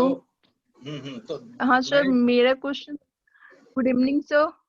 हाँ गुड इवनिंग सर मेरा क्वेश्चन था कि जैसे कि गवर्नमेंट्स में जो 2 फेज में जेई का जो एग्जाम लेता है, तो जो सेकेंड वाला फेज होता है उसमें भी नॉन टेक्निकल से क्वेश्चन पूछता है सब्जेक्टिव टाइप में? नहीं पूछता है, कुछ पूछ सकता है वो, उसका जनरली नहीं पूछे, गवर्नमेंट में तो जनरली नहीं पूछेगा, प्राइवेट सेक्टर में, पब्लिक सेक्टर में पूछता है, नहीं गवर्नमेंट में जनरली नहीं पूछेगा। वो सिर्फ अपना जो ब्रांच पेपर है उसी से पूछता है? हाँ उसी से मेनली पूछेगा, उनको टेक्निकल नॉलेज से मतलब है गवर्नमेंट वाले में। नेक्स्ट हाँ दोनों में, मतलब ऑब्जेक्टिव में भी? ऑब्जेक्ट नहीं, अब सब्जेक्टिव तो रहेगा ही नहीं, आई थिंक सभी ऑब्जेक्टिव ही आजकल होता है, तो सब्जेक्टिव पूरा पढ़ोगे किताब को तभी तो ऑब्जेक्टिव का आंसर कर सकोगे। तो मैंने जो दो की बुक्स बतलाए हैं, वो दोनों किताब को कब पढ़ो, पहले मेन किताब को पढ़ो, अब उसका एक बुक में एक चैप्टर वाइज पढ़ो, उसको नोट करते जाओ, पॉइंट वाइज नोट बनाओ, पूरा बढ़िया से पढ़ो। जेईई में तो 2 फेज में एग्जाम लेता है। ठीक है, तो दो फेज में लेगा, तो जो दूसरा सब्जेक्ट रहेगा रिटेन में तो लेगा ही लेगा, रिटेन में लेगा। ओके अच्छा, नेक्स्ट क्वेश्चन, नेक्स्ट क्वेश्चन को दीजिए। मैंने दूसरा नाम कहा था, 1 मिनट मैं बताता हूँ नाम। हाँ आप ऐसा कीजिए ना, श्याम रंजन को कर दीजिए। सर विकास रवानी कब से हैंड रेज कर रहे हैं, उन्हें कर दीजिए, उनको कर दीजिए, कोई दिक्कत नहीं, कर दीजिए। हेलो विकास जी,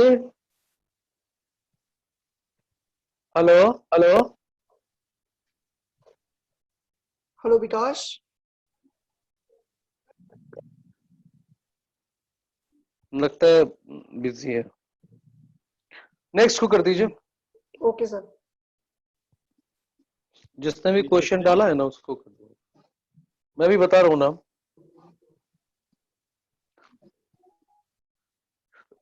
विद्यासागर को कर दीजिए, विद्यासागर कुमार जीपी रांची। एक साथ 2 बच्चे को कर दीजिए, विद्यासागर को कर दीजिए और प्रियंका कुमारी को कर दीजिए, 2 बच्चों को कर दीजिए। Okay sir. Yes sir, both are unmute. Hello हाँ बोलिए, any question please. Good evening sir. Good evening sir, मेरा क्वेश्चन है, आने वाला जो फ्यूचर है उसमें सिविल के लिए क्या क्या स्कोप हो सकता है? किसमें सर, आने वाला जो फ्यूचर है, फ्यूचर में सिविल के लिए क्या क्या स्कोप हो सकता है? Very good question. हम लोगों का जो देश है, जो डेवलपिंग कंट्री है, इसमें अभी तो आज ही अनाउंस हुआ है कि एक्सप्रेसवे रेलवे लाइन बनाया जाएगा। तो एक्सप्रेसवे रेलवे लाइन बनाने के लिए क्या होगा, लैंड वो लाइन बिछाया जाएगा। तो अभी रेलवे में अपार संभावनाएं हैं। रेलवे जो डिपार्टमेंट है गवर्नमेंट, वो प्राइवेट को हैंड ओवर करने जा रहा है। और इंफ्रास्ट्रक्चर में रेलवे और हाईवे 2 जगह बहुत ज्यादा डेवलपमेंट का चांसेस है। और फिर बिल्डिंग कंस्ट्रक्शन में जो प्राइवेट जो फर्म्स हैं, तो वो जो उस पर आएंगे हम, प्राइवेट सेक्टर्स के जो फर्म्स हैं उसमें काफी संभावनाएं हैं। जैसे स्टेट गवर्नमेंट है, पब्लिक जितने पब्लिक सेक्टर थे जो इंदिरा गांधी के टाइम में बनाए गए थे, तो जितने जो डिप्लोमा होल्डर थे वो सभी रिटायरमेंट के भर्ज पर हैं। तो सभी में 1-2 साल, 1 साल में, 1.5 साल में ह्यूज वैकेंसीज आने वाली हैं सभी पब्लिक सेक्टर में। पब्लिक सेक्टर हम लोग के देश में 170 के आसपास होगा। इसमें मेरा पब्लिक सेक्टर सबसे बड़ा है वर्ल्ड का, कोल इंडिया लिमिटेड। तो कोल इंडिया लिमिटेड में भी वैकेंसी आएगी। कोल इंडिया का जो डिफरेंट सब्सिडियरीज में, स्टील अथॉरिटी में आएगी। सर तो उसमें क्या जॉब प्रोवाइड किया जाएगा अगर आएगा तो? एज ए डिप्लोमा और as a degree? Sir diploma, as a As a diploma. diploma, you are in a state government. It is junior engineer, but it is in a public sector. They are called, firstly they are called overseer trainees. First 1 year, then overseer, then senior overseer, then engineering assistant, then they are promoted to officer rank. और इनका work है वही। Any more question, Khushbu? और किसी का सवाल? No sir, thank you. हाँ sir, ये आप इसको कर दीजिए तो प्रियांशु, विकास रवानी। सबसे पहले आप लोगों को मैं बतला रहा हूं कि आप लोगों का कंसेप्ट फंडामेंट, फंडा वर्ड यूज होता था इंजीनियरिंग कॉलेज में, कि फंडा किसका क्लियर है कि नहीं। हेलो विकास, फंडामेंटल क्लियर करिए, कंसेप्ट बनाइए उस सब्जेक्ट का, उसको थॉरोली पढ़िए, उसका नोट बनाइए, और मैंने जो 2 किताब बताया है उसको दोनों को चाटिए, देखिए कि कैसे नहीं होता है। Okay, next. सर ने जो 2 किताबें बताए हैं वो आप लोग मार्केट से लेके पहले अपनी कोर्स बुक पढ़िए, फिर इसको पढ़िए। पहले अपना बुक को सब्जेक्ट वाइज नोट बना बना के पढ़ते जाइए, अंडरलाइन कर करके क्या क्या पढ़ना है। पहले देख लो किस टाइप का सवाल इसमें आता है। वो सवाल पूरा इंजीनियरिंग सर्विसेज से लेकर के डिप्लोमा होल्डर सबके लिए है, ये बुक है। कोई एग्जाम में वैसा ही सवाल आएगा, उससे ज्यादा सवाल आ नहीं सकता है। वो जितना सॉल्व, लेकिन वो सवाल सिर्फ नहीं रटना है, पहले फंडामेंटल क्लियर होना चाहिए। Okay, next. नेक्स्ट, विकास रवानी का नेटवर्क का प्रॉब्लम है, आप Yes, sir. उसको छोड़ दीजिए। आकांक्षा सिंह। आकांक्षा सिंह को कर दीजिए, उषा कुमारी को भी कर दीजिए, दोनों film. Hello, good evening, sir. Good evening. हाँ बोलो। Sir, am I audible?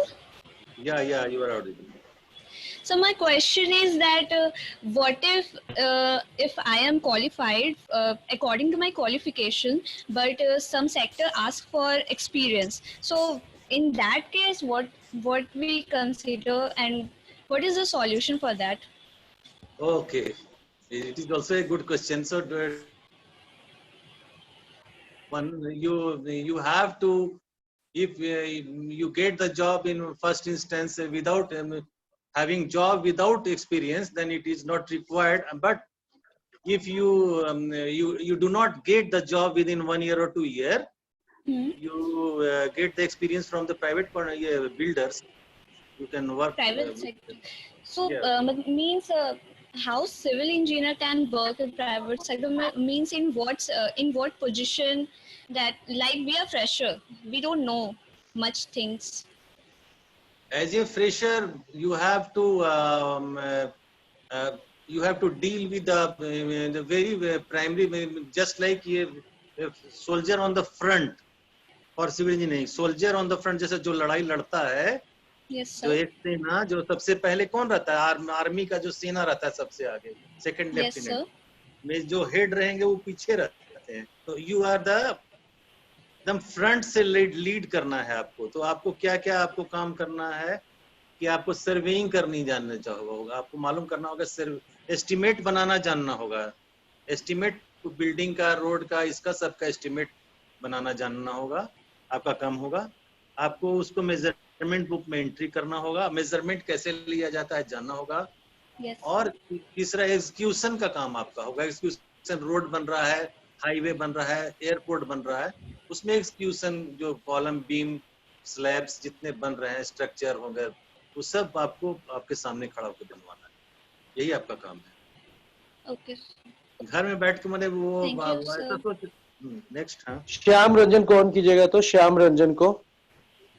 Sir हमारे साथ रिया भी है। हेलो रिया। ठीक है, रिया। Yes, sir. Good evening, sir. Good evening, everyone present here. My name is Riya and I'm from Dumka. So my question is, in which field more options for civil engineers jobs, sir? Which fields are, sir? So in which fields more options for civil engineers jobs? There are a lot of options, multiple options for the civil engineer. First and foremost, civil engineer like to join the state government or central government jobs. The state government jobs, there will be huge vacancy in Jharkhand and Bihar, and it will be through the government written test and interview they will conduct.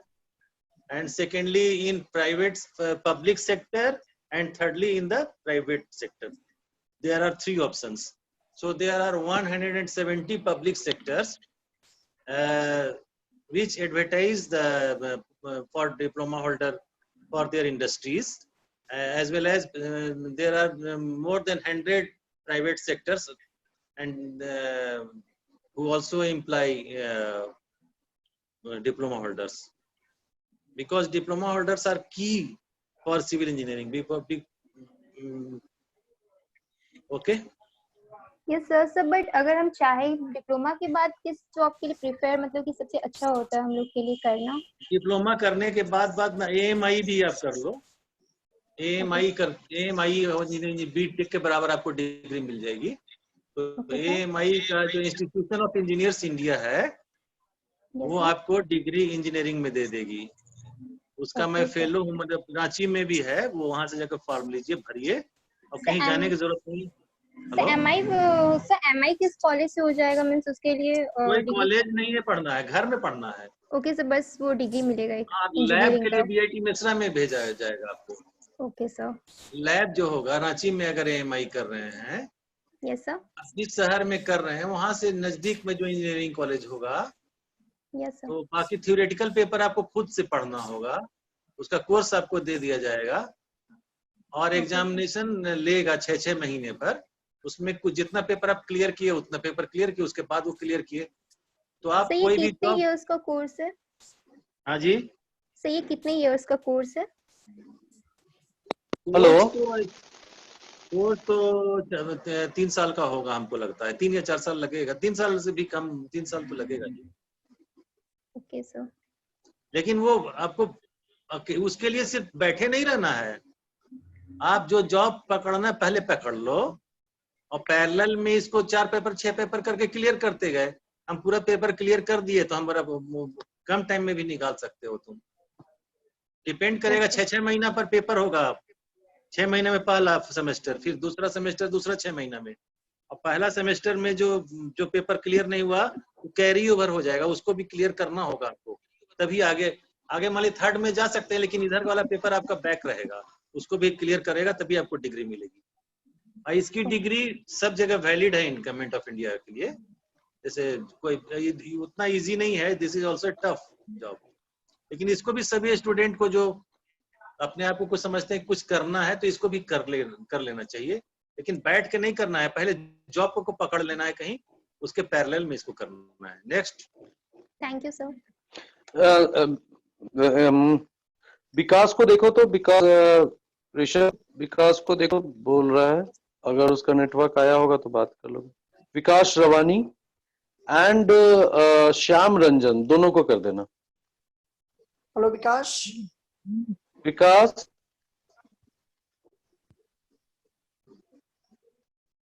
Hello. Vikas hello, good evening sir. Good evening. हाँ विकास।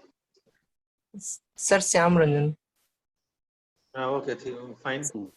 Ask your question. Sir मैं अपना business करना चाहता हूँ, तो उसमें sir वो सही रहेगा क्या? हाँ कर सकते हो। बिजनेस में क्या करना, सिविल से रिलेटेड करना चाहते हैं कि ऐसे दूसरा करना चाहते हैं?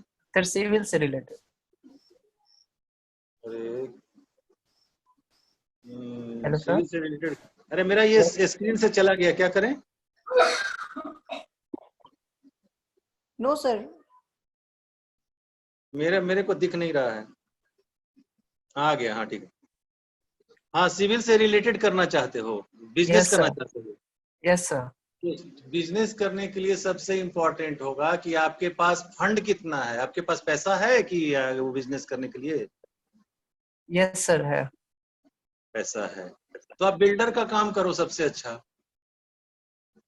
पहले कोई बिल्डर जो है उसके यहाँ थोड़े दिन रहो, कोई Yes, बिल्डर sir. को बोलो कि हम बिना पैसा का आपके यहाँ रहेंगे, आप सब हमको आप रखिए, हम ज्यादा पैसा नहीं, कुछ नॉमिनल भी दीजिएगा तो मैं पहले उसका काम सीखो कि क्या कैसे लैंड लिया जाता है, कैसे उसका क्लियरेंस कराया जाएगा गवर्नमेंट से, कैसे नक्शा पास कराया जाएगा और कैसे जमीन एक्वायर किया जाएगा और कैसे वहां पर बिल्डिंग बना करके। दिस इज ए बहुत, अगर खुद का बिजनेस खुद से करने के लिए 2-3 स्टूडेंट तुम लोग मिल जाओ तब करो तो ज्यादा बढ़िया होगा। 2-3 स्टूडेंट अच्छा उस टाइप का सोचने वाले हैं जो खुद से अगर करना चाहते हैं। हेलो सर, वो जो मॉल वॉल जो बनाते हैं सर, जो इलेक्ट्रिकल और ये सिविल इंजीनियर मिलकर जो ग्रुप बनाकर बनाते हैं सर, उसमें कैसा रहेगा? बहुत अच्छा रहेगा, बहुत अच्छा रहेगा। मॉल बनाने के लिए तो बहुत फंड का जरूरत है, लोन लेना होगा तुमको बैंक से। खुद से अपना बनाना चाहते हो अपने नाम पर?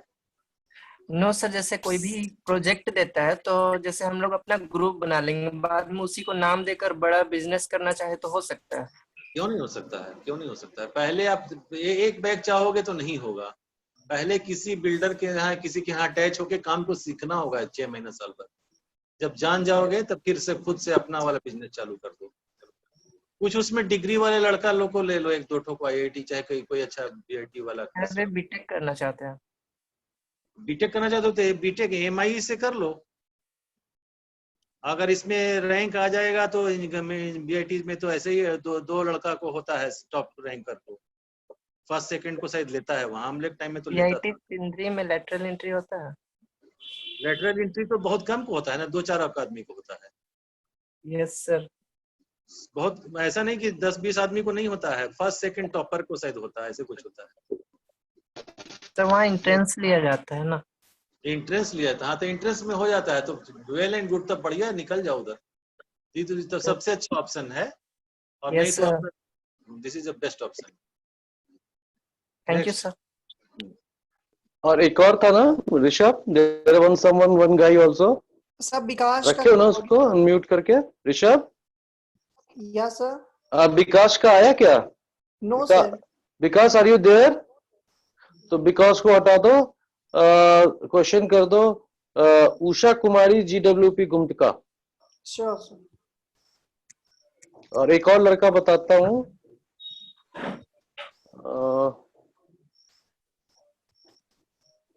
अंकित कुमार गुप्ता।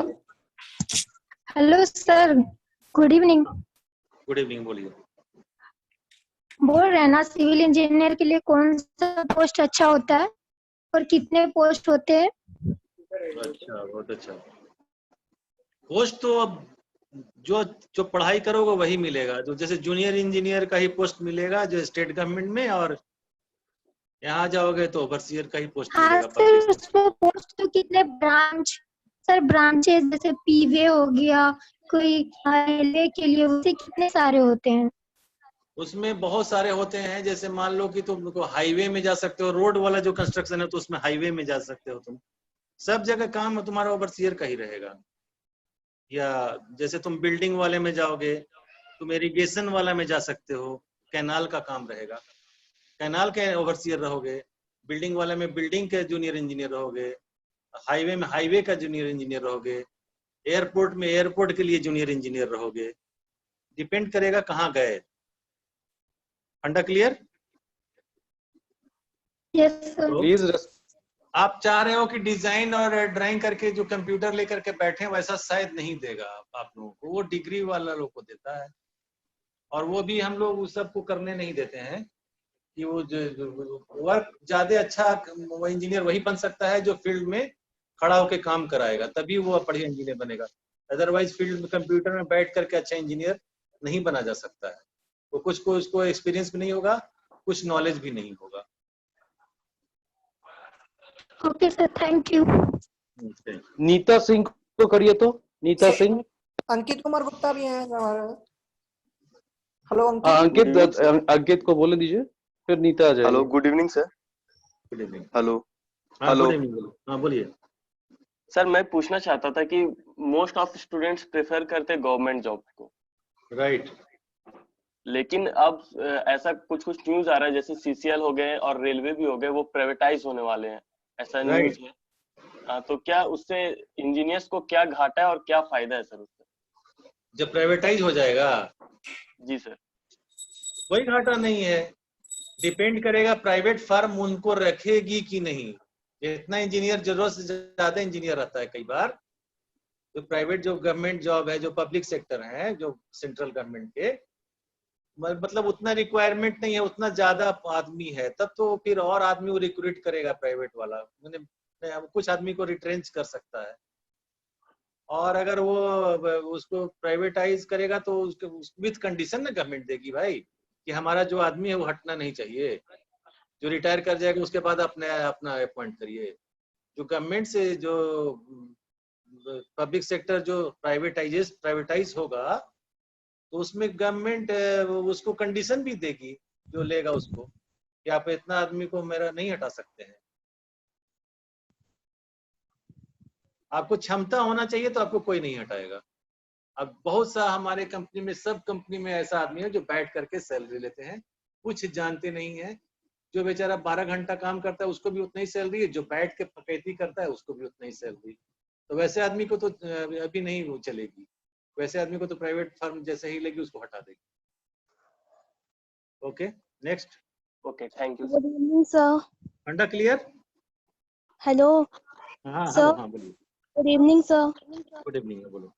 आई एम नीता सर। मेरा क्वेश्चन है, आप डिप्लोमा करने के बाद बीटेक करना अच्छा रहेगा या जॉब का प्रिपरेशन? बीटेक अगर हो जाता है, मिल जाता है मतलब तुमको फ्लो में, तो जो करना AMIE बीटेक AMIE, ए पहला ए, दूसरा कैपिटल MIE। सर ये इंस्टीट्यूशन ऑफ, वो बीटेक का डिग्री देगा। हेलो, हाँ सर, बीटेक का डिग्री देगा। उसमें कहीं इंजीनियरिंग कॉलेज में नाम नहीं लिखाना है, वो घर से पढ़ाई होगी। और रेगुलर क्लास नहीं करना होता है? क्लास नहीं लेते उसमें, क्लास नहीं होता है। एग्जाम तो होगी ना? एग्जाम तो पूरा होगा। लैब करने के लिए BIT मिश्रा में जाना पड़ता है।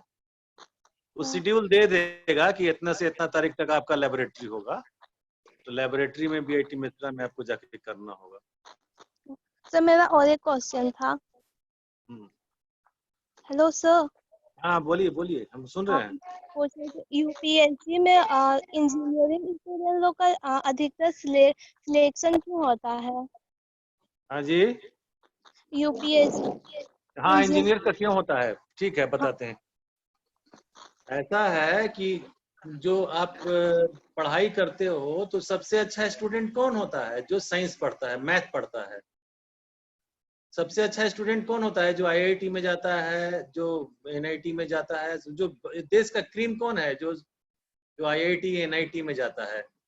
और जो सबसे जो बकवास स्टूडेंट, वो लोग IAS बनता है, जो जिसको कहीं नहीं होता है। रांची में जो लड़की 8 रैंक लाई है, वो उसका मेडिकल एग्जाम में नहीं हुआ था। रेखा सिंह CCL में थी, उनकी बेटी थी। तो उसके बाद में उसने इकोनॉमिक्स पढ़ा है JBR से, फिर लंदन स्कूल से पढ़ा, फिर एक बार में 800 रैंक लाई। फिर इसलिए होता है कि वो सबसे टैलेंटेड पर्सन्स हैं जो हमारे देश के, जो IITian और जो इंजीनियरिंग ग्रेजुएट्स अदर जो कॉलेज के हैं, उनके टैलेंट का जो बाकी जो स्टूडेंट्स हैं, जो पार्टिसिपेंट्स हैं, जो आर्ट्स वाले, कॉमर्स वाले, उतने तेज नहीं हैं। इसलिए ज्यादा सिलेक्शन बीटेक का होता है। इनका नॉलेज ज्यादा है। इनको जो सब्जेक्ट अगर इंजीनियरिंग का नहीं रख करके आर्ट्स का भी रख लेते हैं तो ये लोग ज्यादा सिलेक्ट होते हैं, क्योंकि ये लोग शुरू से तेज हैं। ये लोग चाहेंगे तो आसानी से कर लेते हैं। Okay, next. समझ गई?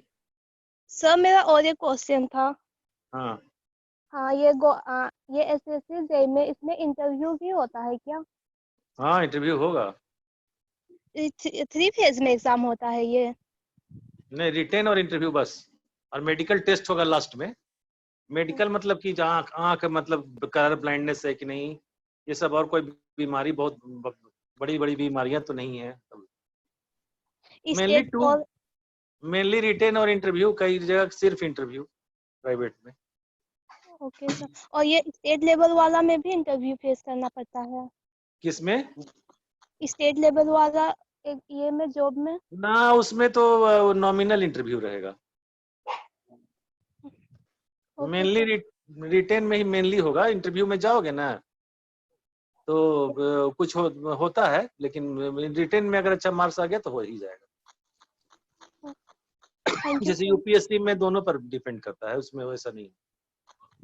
और किसी का क्वेश्चन है? आई थिंक और तो सबको कॉल कर लिया गया है। Rishabh, anything left? कुछ बचा हुआ है किसी का? कुछ विकास का एक बार ट्राई कर लो। विकास रवानी का लग नहीं रहा है, आप एक बार ट्राई कीजिए तो विकास को।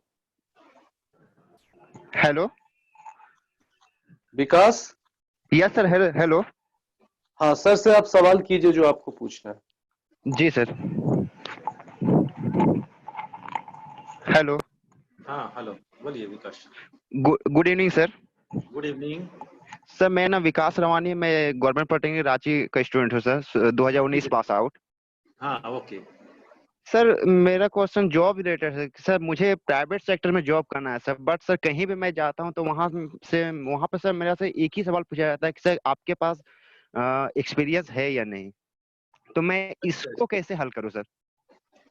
आप नेशनल हाईवे में जो कहीं कहीं रोड बन रहा होगा ना, या कहीं कहीं बिल्डिंग बिल्डर का काम चल रहा होगा ना, बड़ा बड़ा बिल्डर का। जी जी सर, मैंने तो सर दो सर ऑफिस में यहाँ तक कहा कि मुझे सर पैसे नहीं चाहिए, मुझे सिर्फ आप रख लो, मुझे अच्छी नॉलेज है, डीपली नॉलेज है बिल्डिंग में सर। मुझे ऑटोकैड आती है, स्केचअप आती है, मैं सर बिल्डिंग में सर स्टार्टिंग से लेकर अंत तक। Very good. तो नहीं, आपने किसी बिल्डर को अभी कोविड के टाइम में तो नहीं रखेगा, पहले आपने ट्राई किया था किसी को? यस सर, पहले मैंने एक जगह सर ट्राई किया था सर, रांची में सर, बट वो एक ही बार पूछे कि फ्रेशर को हम लोग नहीं लेते हैं, ओनली फॉर एक्सपीरियंस। अच्छा, ये अच्छा सवाल है। एक्सपीरियंस करने के लिए तो बिना एक्सपीरियंस किए तो होगा नहीं यार। जब तक कुछ काम कोई देगा नहीं तब तक तो होगा ही नहीं। सबसे बड़ी प्रॉब्लम यही आ रही है सर मेरे सर। मैं तो सर बिना पैसे के भी काम करने के लिए तैयार हूँ सर, सिर्फ ओनली फॉर एक्सपीरियंस के लिए सर, बट सर वो भी नहीं हो पा रहा कहीं सर। अच्छा, बहुत सारा कंपनीज आएंगी हमको लग रहा है जो कि आपको रखेंगी, हमको लग रहा है। तब रिटन टेस्ट के लिए तैयारी करो, जहां पर फ्रेशर को नहीं चाहिए लेता है कहीं।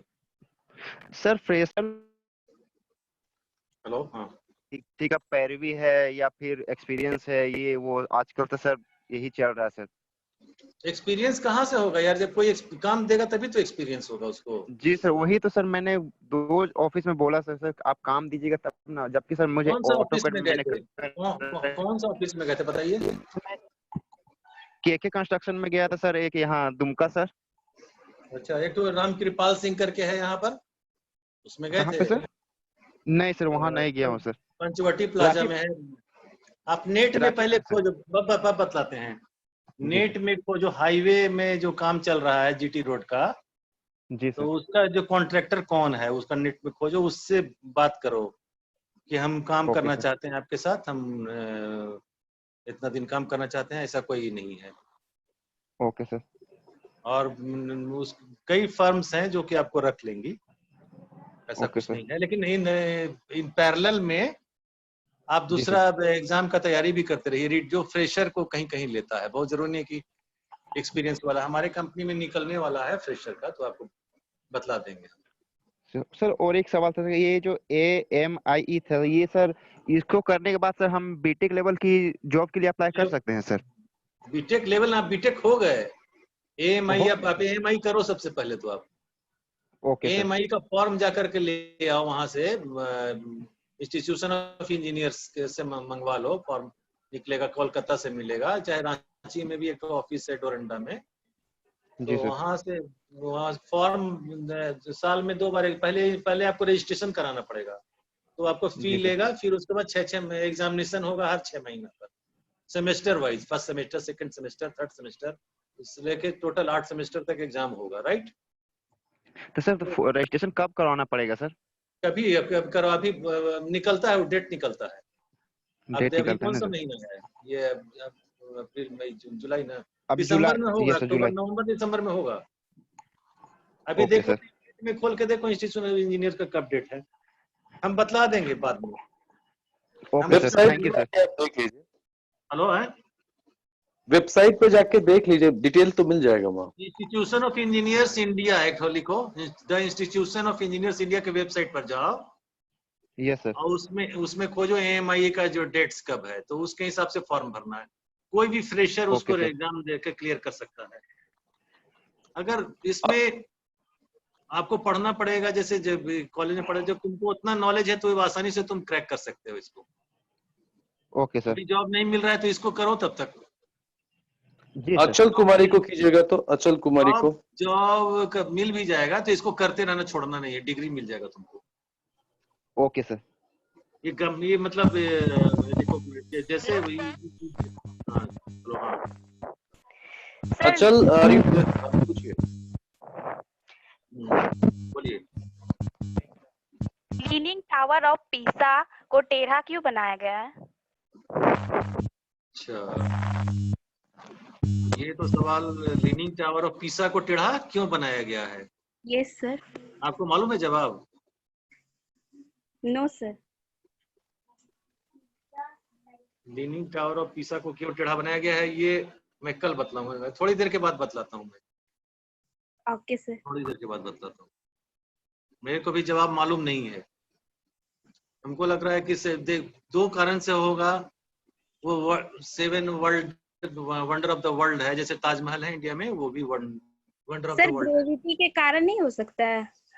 किसके कारण? सेंटर ऑफ ग्रेविटी के कारण। सेंटर ऑफ ग्रेविटी के कारण मन लीन कर गया, तो फिर कोलैप्स क्यों नहीं किया? और वहां का बिल्डिंग तो सब तो लीन नहीं कर रहा है, सिर्फ पिसा का ही टावर कर रहा है। पिसा में जितनी बिल्डिंग्स बनी हुई हैं वो तो ये नहीं किया है। मैं आपको थोड़ी देर में देता हूँ जवाब इसका। Okay sir, thank you sir. Sandeep Kumar Mahato को दीजिएगा तो।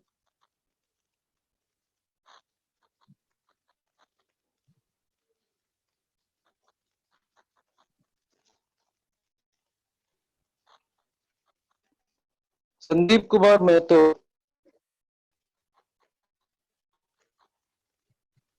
Rishabh. Good evening sir. Rishabh. Yes sir.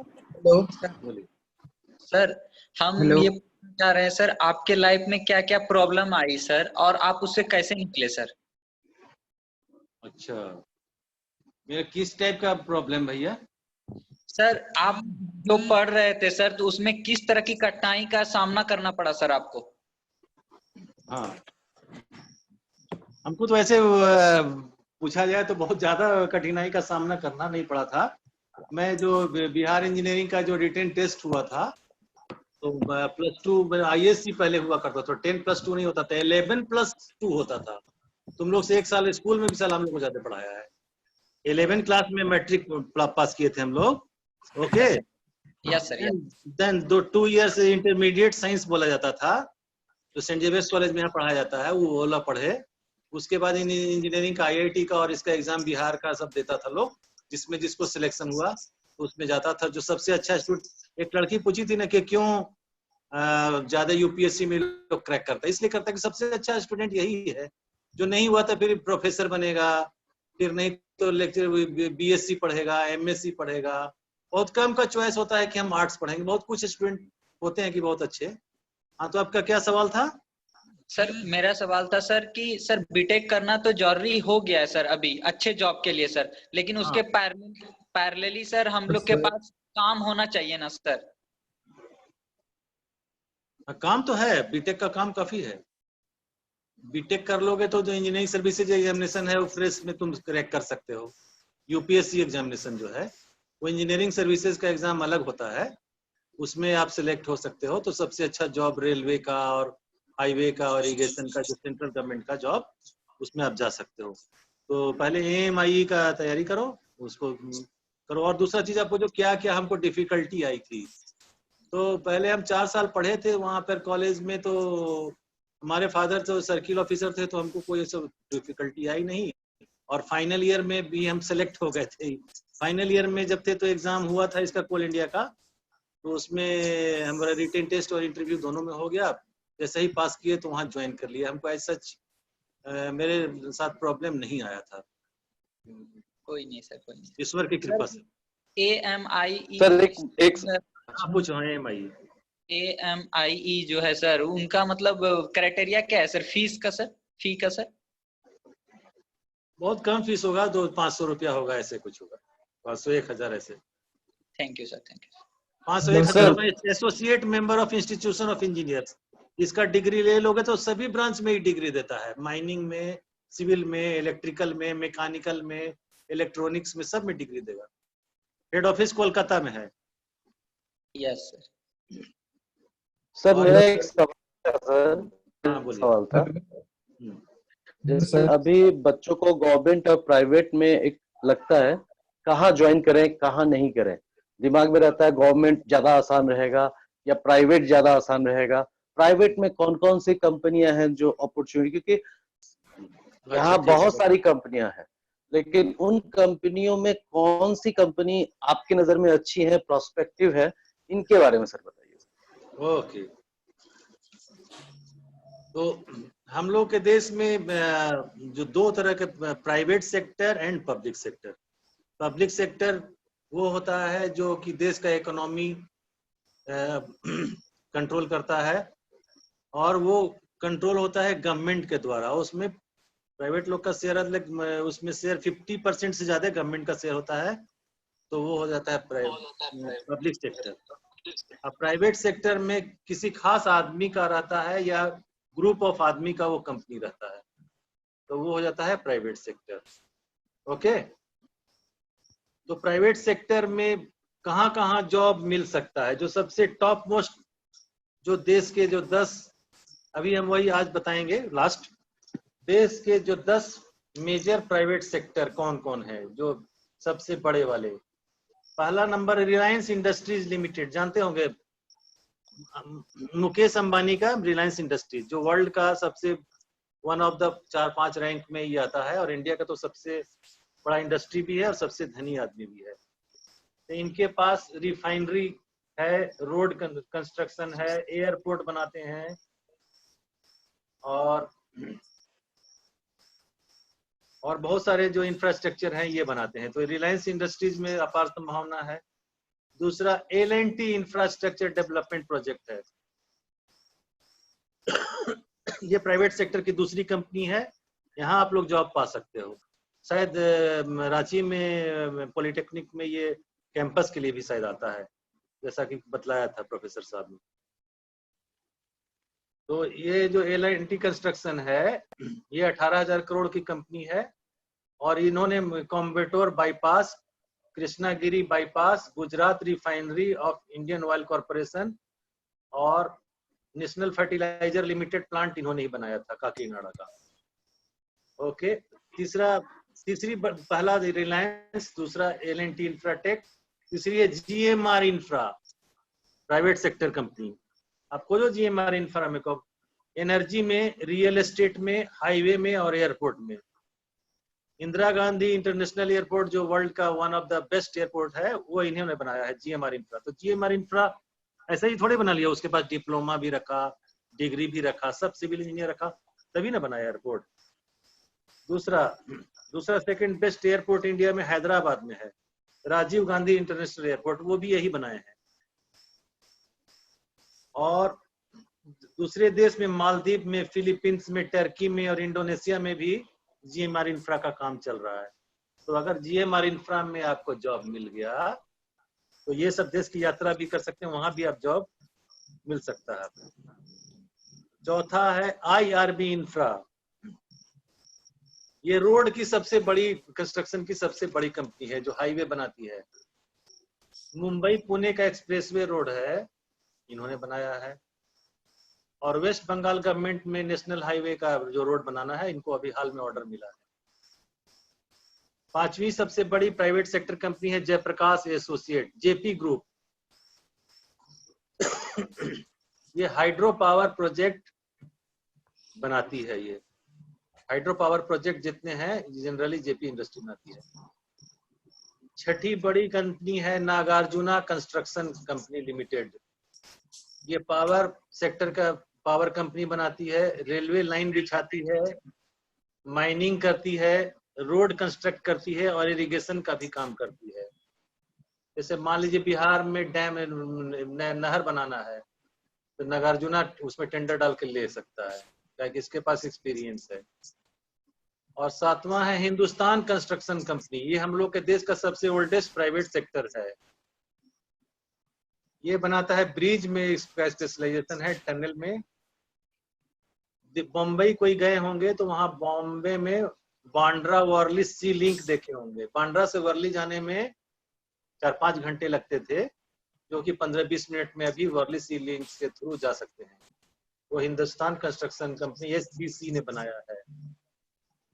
Next is GVK power and infrastructure, एक कंपनी है, इसका रैंक 8 है। ये पावर में, रोड में, हॉस्पिटैलिटी में और माइनिंग में, एयरपोर्ट में, सब में है। बेंगलोर का एयरपोर्ट इन्हीं ने बनाया है, बहुत अच्छा एयरपोर्ट है। लैंको इंफ्राटेक 9th रैंक की कंपनी है। ये रोड बनाती है, पावर बनाती है। उडुपी पावर कॉर्पोरेशन नहीं बनाया है। नेक्स्ट है पुंज लॉयड कंपनी, पुंज लॉयड इंफ्रा। ये बेंगलोर का मेट्रो रेल जो अभी बन रहा है वो यही बना रहा है। पुंज लॉयड भी कंपनी शायद कैंपस लेने के लिए आती है यहाँ पर। कंपनी है अशोका बिल्डकॉन, एक हाईवे की कंपनी है, वो बहुत, उसके पास बहुत इंजीनियर की जरूरत है। फिर है दिलीप बिल्डकॉन, वो जो हाईवे का कंपनी है, उसको बहुत ज्यादा जरूरत है। फिर है आपको PNC इंफ्रा, एक कंपनी है, उसको भी रिक्वायरमेंट होता है सिविल इंजीनियर का। ये 10-12 नाम मैंने बताया और बहुत सारे हैं।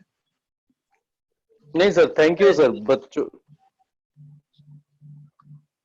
नेक्स्ट, इसमें कोई क्वेश्चन? अगर किसी को कोई क्वेश्चन है तो टेक्स्ट करें। सर ने बहुत इंपॉर्टेंट बातें बताई आप लोगों को कि प्राइवेट सेक्टर में 10 या 11 अच्छी कंपनियों का नाम सर ने बताया है। मुझे पता है आप लोगों ने उसको लिखा भी होगा, और ये बहुत जरूरी है क्योंकि ये एक ओपन मार्केट है। आप जब इंटरव्यू देने जाएंगे तो आपके दिमाग में एक होना चाहिए कि कौन कंपनी अच्छी है या कौन कंपनी बहुत अच्छी है। तो ये आपको इंफॉर्मेशन मिला है। इस रिगार्डिंग और कुछ पूछना है तो जरूर पूछिए। चैट में मजाक मत करिए, डिस्कशन मत कीजिए, टू दी पॉइंट क्वेश्चन रखिए, तब हम समझेंगे। संदीप कुमार महतो, संदीप कुमार महतो को ऑन कीजिएगा तो सर। ऋषभ जी।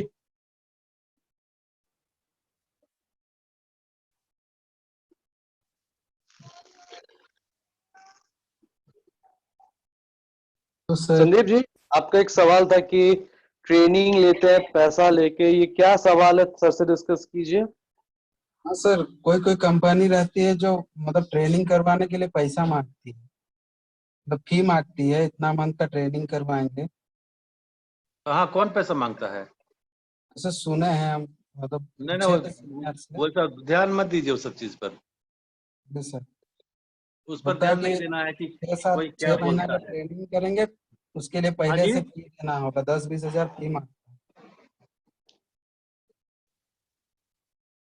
हाँ जी, क्या बोलता है? 10-20 हजार रुपया फी मांगता है सर, और ट्रेनिंग करवाएंगे बोलता है। हाँ, और उसके बाद जॉब का कोई गारंटी नहीं है ट्रेनिंग के बाद। कौन कहता है? कौन सा कंपनी? सर कंपनी पता नहीं सर, एक भैया है वो किए थे दिल्ली से, फिर उनको जॉब भी नहीं मिला।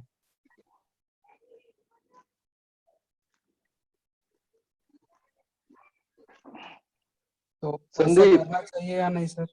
नहीं, संदीप सर ने कहा है कि ऐसी कंपनियों में नहीं जाना है। जैसे आपके भैया गए थे, पैसा दिया, लेकिन उनको जॉब नहीं मिला। इससे आपको पता लगता है कि पैसा देने से काम नहीं होता है। Is it clear? ना, पैसा देने से तो काम, वैसा काम करना नहीं चाहिए।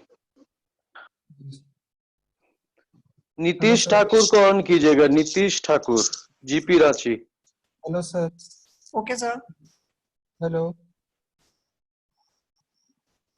नीतीश ठाकुर, रेज हैंड कर दीजिए। नीतीश ठाकुर प्लीज।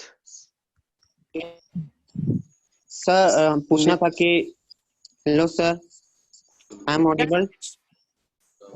हाँ जी, बोलिए। हाँ, बोलिए सर। जैसे कि किसी भी कंपनी में जब वैकेंसीज आती है तो हमें कैसे पता चलेगा और कहाँ से पता चलेगा कि उस ऐसा सवाल है। वैकेंसी के बारे में? आपको नेट में सर्च करते रहना होगा। उस जितना कंपनी का नाम दिए ना, तो वहां से आपको देखना होगा। एम्प्लॉयमेंट न्यूज एक लीजिए, employment news. Yes employment news खरीदिए, पेपर 5-2 रुपए का होता है, उसका फिजिकल लीजिए। या एम्प्लॉयमेंट न्यूज इसमें भी है, इसमें है, नेट में भी है, तो नेट में भी देख सकते हैं। और दूसरा, जितना कंपनी जो नेट में सर्च करिए, वो जो कंपनी का नाम डाल के, तो आपको पता चलेगा, नेट से पता चलेगा कि कहाँ पर वैकेंसी निकली है। Okay sir.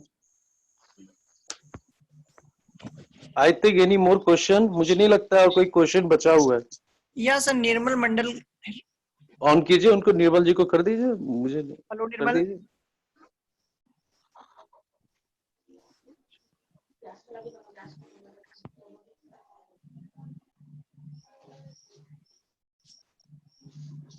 निर्मल, अपने आप को अनम्यूट कीजिए। हाँ अच्छा, एक लड़की ने पूछा था, उसको बुलाइए, जो लीनिंग टावर ऑफ पीसा बोला था, हमको दिमाग में आ गया। हाँ बुला। अच्छा हेलो आदित्य। या सर। वो लड़की को बुलाइए जो लीनिंग टावर ऑफ पीसा पूछी थी।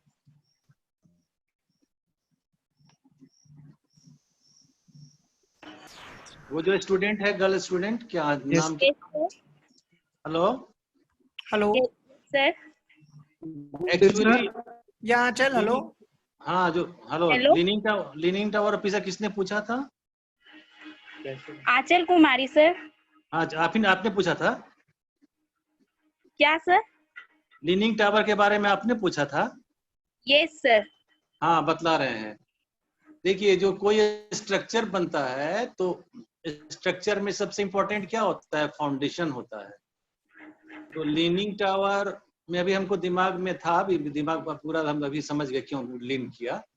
तो उसमें जो डिफरेंशियल सेटलमेंट फाउंडेशन का हो गया था, बनाते बनाते उसमें जैसे एक साइड का फाउंडेशन सही था, एक साइड का फाउंडेशन सेटल कर गया, तो जितना सेटल किया उतना वो लीन कर गया था। बाद में उसको स्टेबलाइज किया गया था कि वो गिरे नहीं, इसीलिए वो 7th वंडर। वो शुरू में जब डिजाइन किया गया था तो वो लीन करने के लिए नहीं किया गया था, वो बाद में जो सेटलमेंट ऑफ द फाउंडेशन के चलते लीन किया था। ओके, यही जवाब है। समझ गई? सर किसने बनवाया था? वो कहाँ पर है? ये इटली में है। ये है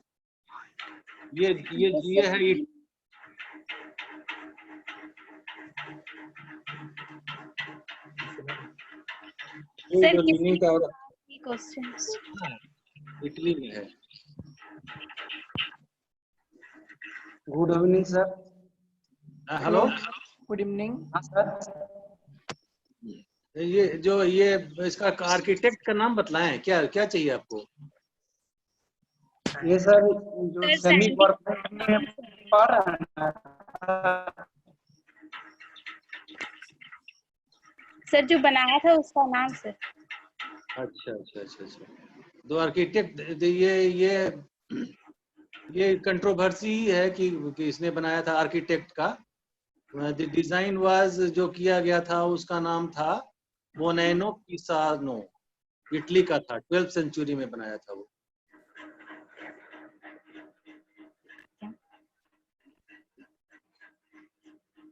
सर कैलिलियो। हाँ बोलो। Sir hello. कैलिलियो गिलो ने बनाया था ना?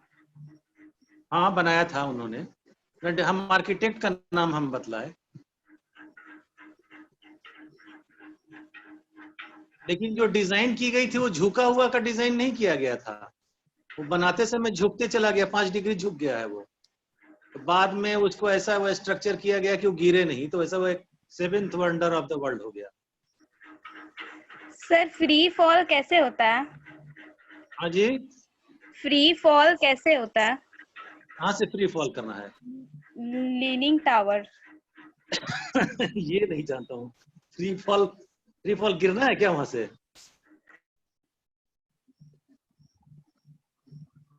लीनिंग टावर इटली जाओगे तब ना, इटली में तो ये जिसका जवाब नहीं मेरे पास। फ्री फॉल, वहां से फ्री फॉल होता है क्या? होता होगा, बात बतलाएंगे, कल बतलाएंगे। लीनिंग टावर से फ्री फॉल हुआ था, इसलिए उसको शायद बनाया गया था। बनाया गया था। अच्छा, इसके बारे में हम नहीं जानते हैं, कल बतलाएंगे इसके बारे में हम आपको। Okay sir, thank you sir. Okay. Hello Nirmal. Yes sir. Yes. Anything anybody? Good evening sir. Hello. हाँ।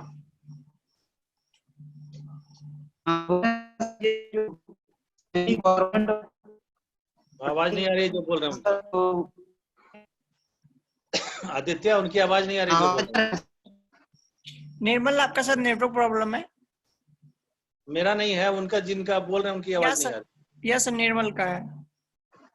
हाँ तो उनका आवाज सुन लीजिए, सवाल आप बताइए, टेक्स्ट करवा लीजिए। प्लीज निर्मल, आप टेक्स्ट कर दीजिए, सर उसका आंसर कर देंगे। आप देख लो आदित्य क्या टेक्स्ट किया। हेलो सोनी। हेलो। हाँ सोनी। Good evening sir. हाँ गुड इवनिंग, बोलिए। सर मेरा क्वेश्चन है कि जो रेलवे गवर्नमेंट से प्राइवेटाइज्ड हो रहा है तो वो सही है या गलत है, मतलब अच्छा, इससे बेनिफिट क्या है? सही है। रेलवे जो आप किसी जो 5 स्टार होटल या बड़े बड़े होटल में गए हो कभी, तो उसका जो मेंटेनेंस प्राइवेट आदमी जितना कर सकता है उतना अच्छा गवर्नमेंट नहीं कर सकती। गवर्नमेंट में जब जॉब मिल जाता है तो समझ लेता है लोग कि हम तो ये बढ़िया, हमारा काम अच्छा हो गया। उसको कोई स्टेशन क्लीन देखे हो कि स्टेशन के नीचे गंदगी फेंकी हुई, जब प्राइवेट को दे दिया जाएगा तो कम पैसा में ही अच्छा काम करा लेगा। जो सरकारी में जो काम पा लेते हैं वो मतलब कि उसके उस पर खड़े नहीं उतरते, उनको समझ लेते हैं। तो सही होगा कि प्राइवेट को दे दिया जाएगा तो जॉब की कमी नहीं होगी। जॉब जितना प्राइवेट गवर्नमेंट में लेता उतना वो भी जॉब लेगा। सही है। और सर उसके बाद अगर कोई स्टाफ प्राइवेट मतलब उसमें ज्वाइन करता है या कोई जॉब करता है तो फिर उसका सैलरी पे क्या इफेक्ट पड़ेगा? सैलरी पर इफेक्ट, जो रेलवे प्राइवेटाइज होने में बहुत टाइम लगेगा। कुछ सेक्शन कर रहा है, जो रेलवे है वो नहीं कर रहा है, जो नया सेक्शन आ रहा है उसमें किया जा रहा है। हेलो। yes, जो अभी एग्जिस्टिंग में नहीं किया जा रहा है, जो न्यू डेवलपमेंट होंगे उसमें प्राइवेटाइज किया जा रहा है। ठीक है ना, तो इसलिए उसका कोई चिंता नहीं है कि उन लोगों का सैलरी घटाएगा कि बढ़ाएगा। Okay sir, thank you. Sir मेरा एक सवाल है सर, मतलब जो चैट में आया है उसी सिलसिले में पूछ रहा हूँ सर। जो लड़कियां हैं जो सिविल में जाती हैं, उनको लगता है कि वो मेरा जॉब क्या ठीक रहेगा, क्या रोल मिलेगा, मतलब सिविल तो रेस्पेक्टिवली फील्ड का जॉब रहता है तो वो कुछ हासिल फील करते हैं, मतलब कुछ इसके बारे में सर रोशनी दीजिए कि लड़कियों को सिविल में आने के बाद परेशानी नहीं है या परेशानी है, जो भी चीजें हैं आप सर बताइए। हाँ, ये दिमाग से निकाल देना है कि लड़की लोग सिविल में आ गई तो उसको परेशानी। ये सबसे पहले ये स्टिग्मा जो मन में घुस गया है, ये चीज तो सोचना ही नहीं हो। शुरू में जब हम लोग भी जब 83 में जब पास आउट किए थे तो जो 78-79 में एक लड़की इंजीनियरिंग कॉलेज में आई थी।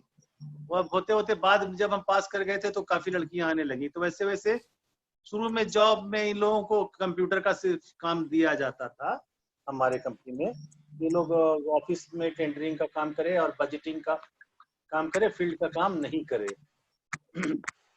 लेकिन बाद में धीरे धीरे समय बदलता गया और जब ट्रक का जब हम यूएस गए थे, यूनाइटेड स्टेट्स अमेरिका, तो वहां देखा कि सभी ट्रक लड़कियां चला रही हैं। जब लड़कियां ट्रक चला सकती हैं, जो हाई बहुत बड़े बड़े जो 16 चक्का वाला जो ट्रक व्हील वाला 20 चक्का वाला, तो सिविल इंजीनियरिंग का काम क्यों नहीं कर सकती हैं? सिविल इंजीनियरिंग का काम बहुत अच्छा काम है। अभी पहले वाला जमाना नहीं रहा कि उसमें चैलेंजिंग। हम लोग तो सिविल, हमारे यहाँ लड़कियां काम कर रही थी, डिग्री वाली, डिप्लोमा वाली तो नहीं थी लेकिन डिग्री वाली कई थी। तो वो लोग तो साइट में जाती थी, वो लोग हम साइट में ले जाते थे, छोड़ देते थे, फिर गाड़ी से बुला लेते थे। वो लोग को तो और स्पेशल केयर लिया जाता है लड़कियों को, कोई डरने की बात नहीं है, इसलिए उसमें कोई चिंता का विषय नहीं है। वो लोग को स्पेशल केयर लिया जाता है कि वो लोग का सेफ्टी का ध्यान रखा जाए जॉब में, जिसमें भी रखा जाएगा।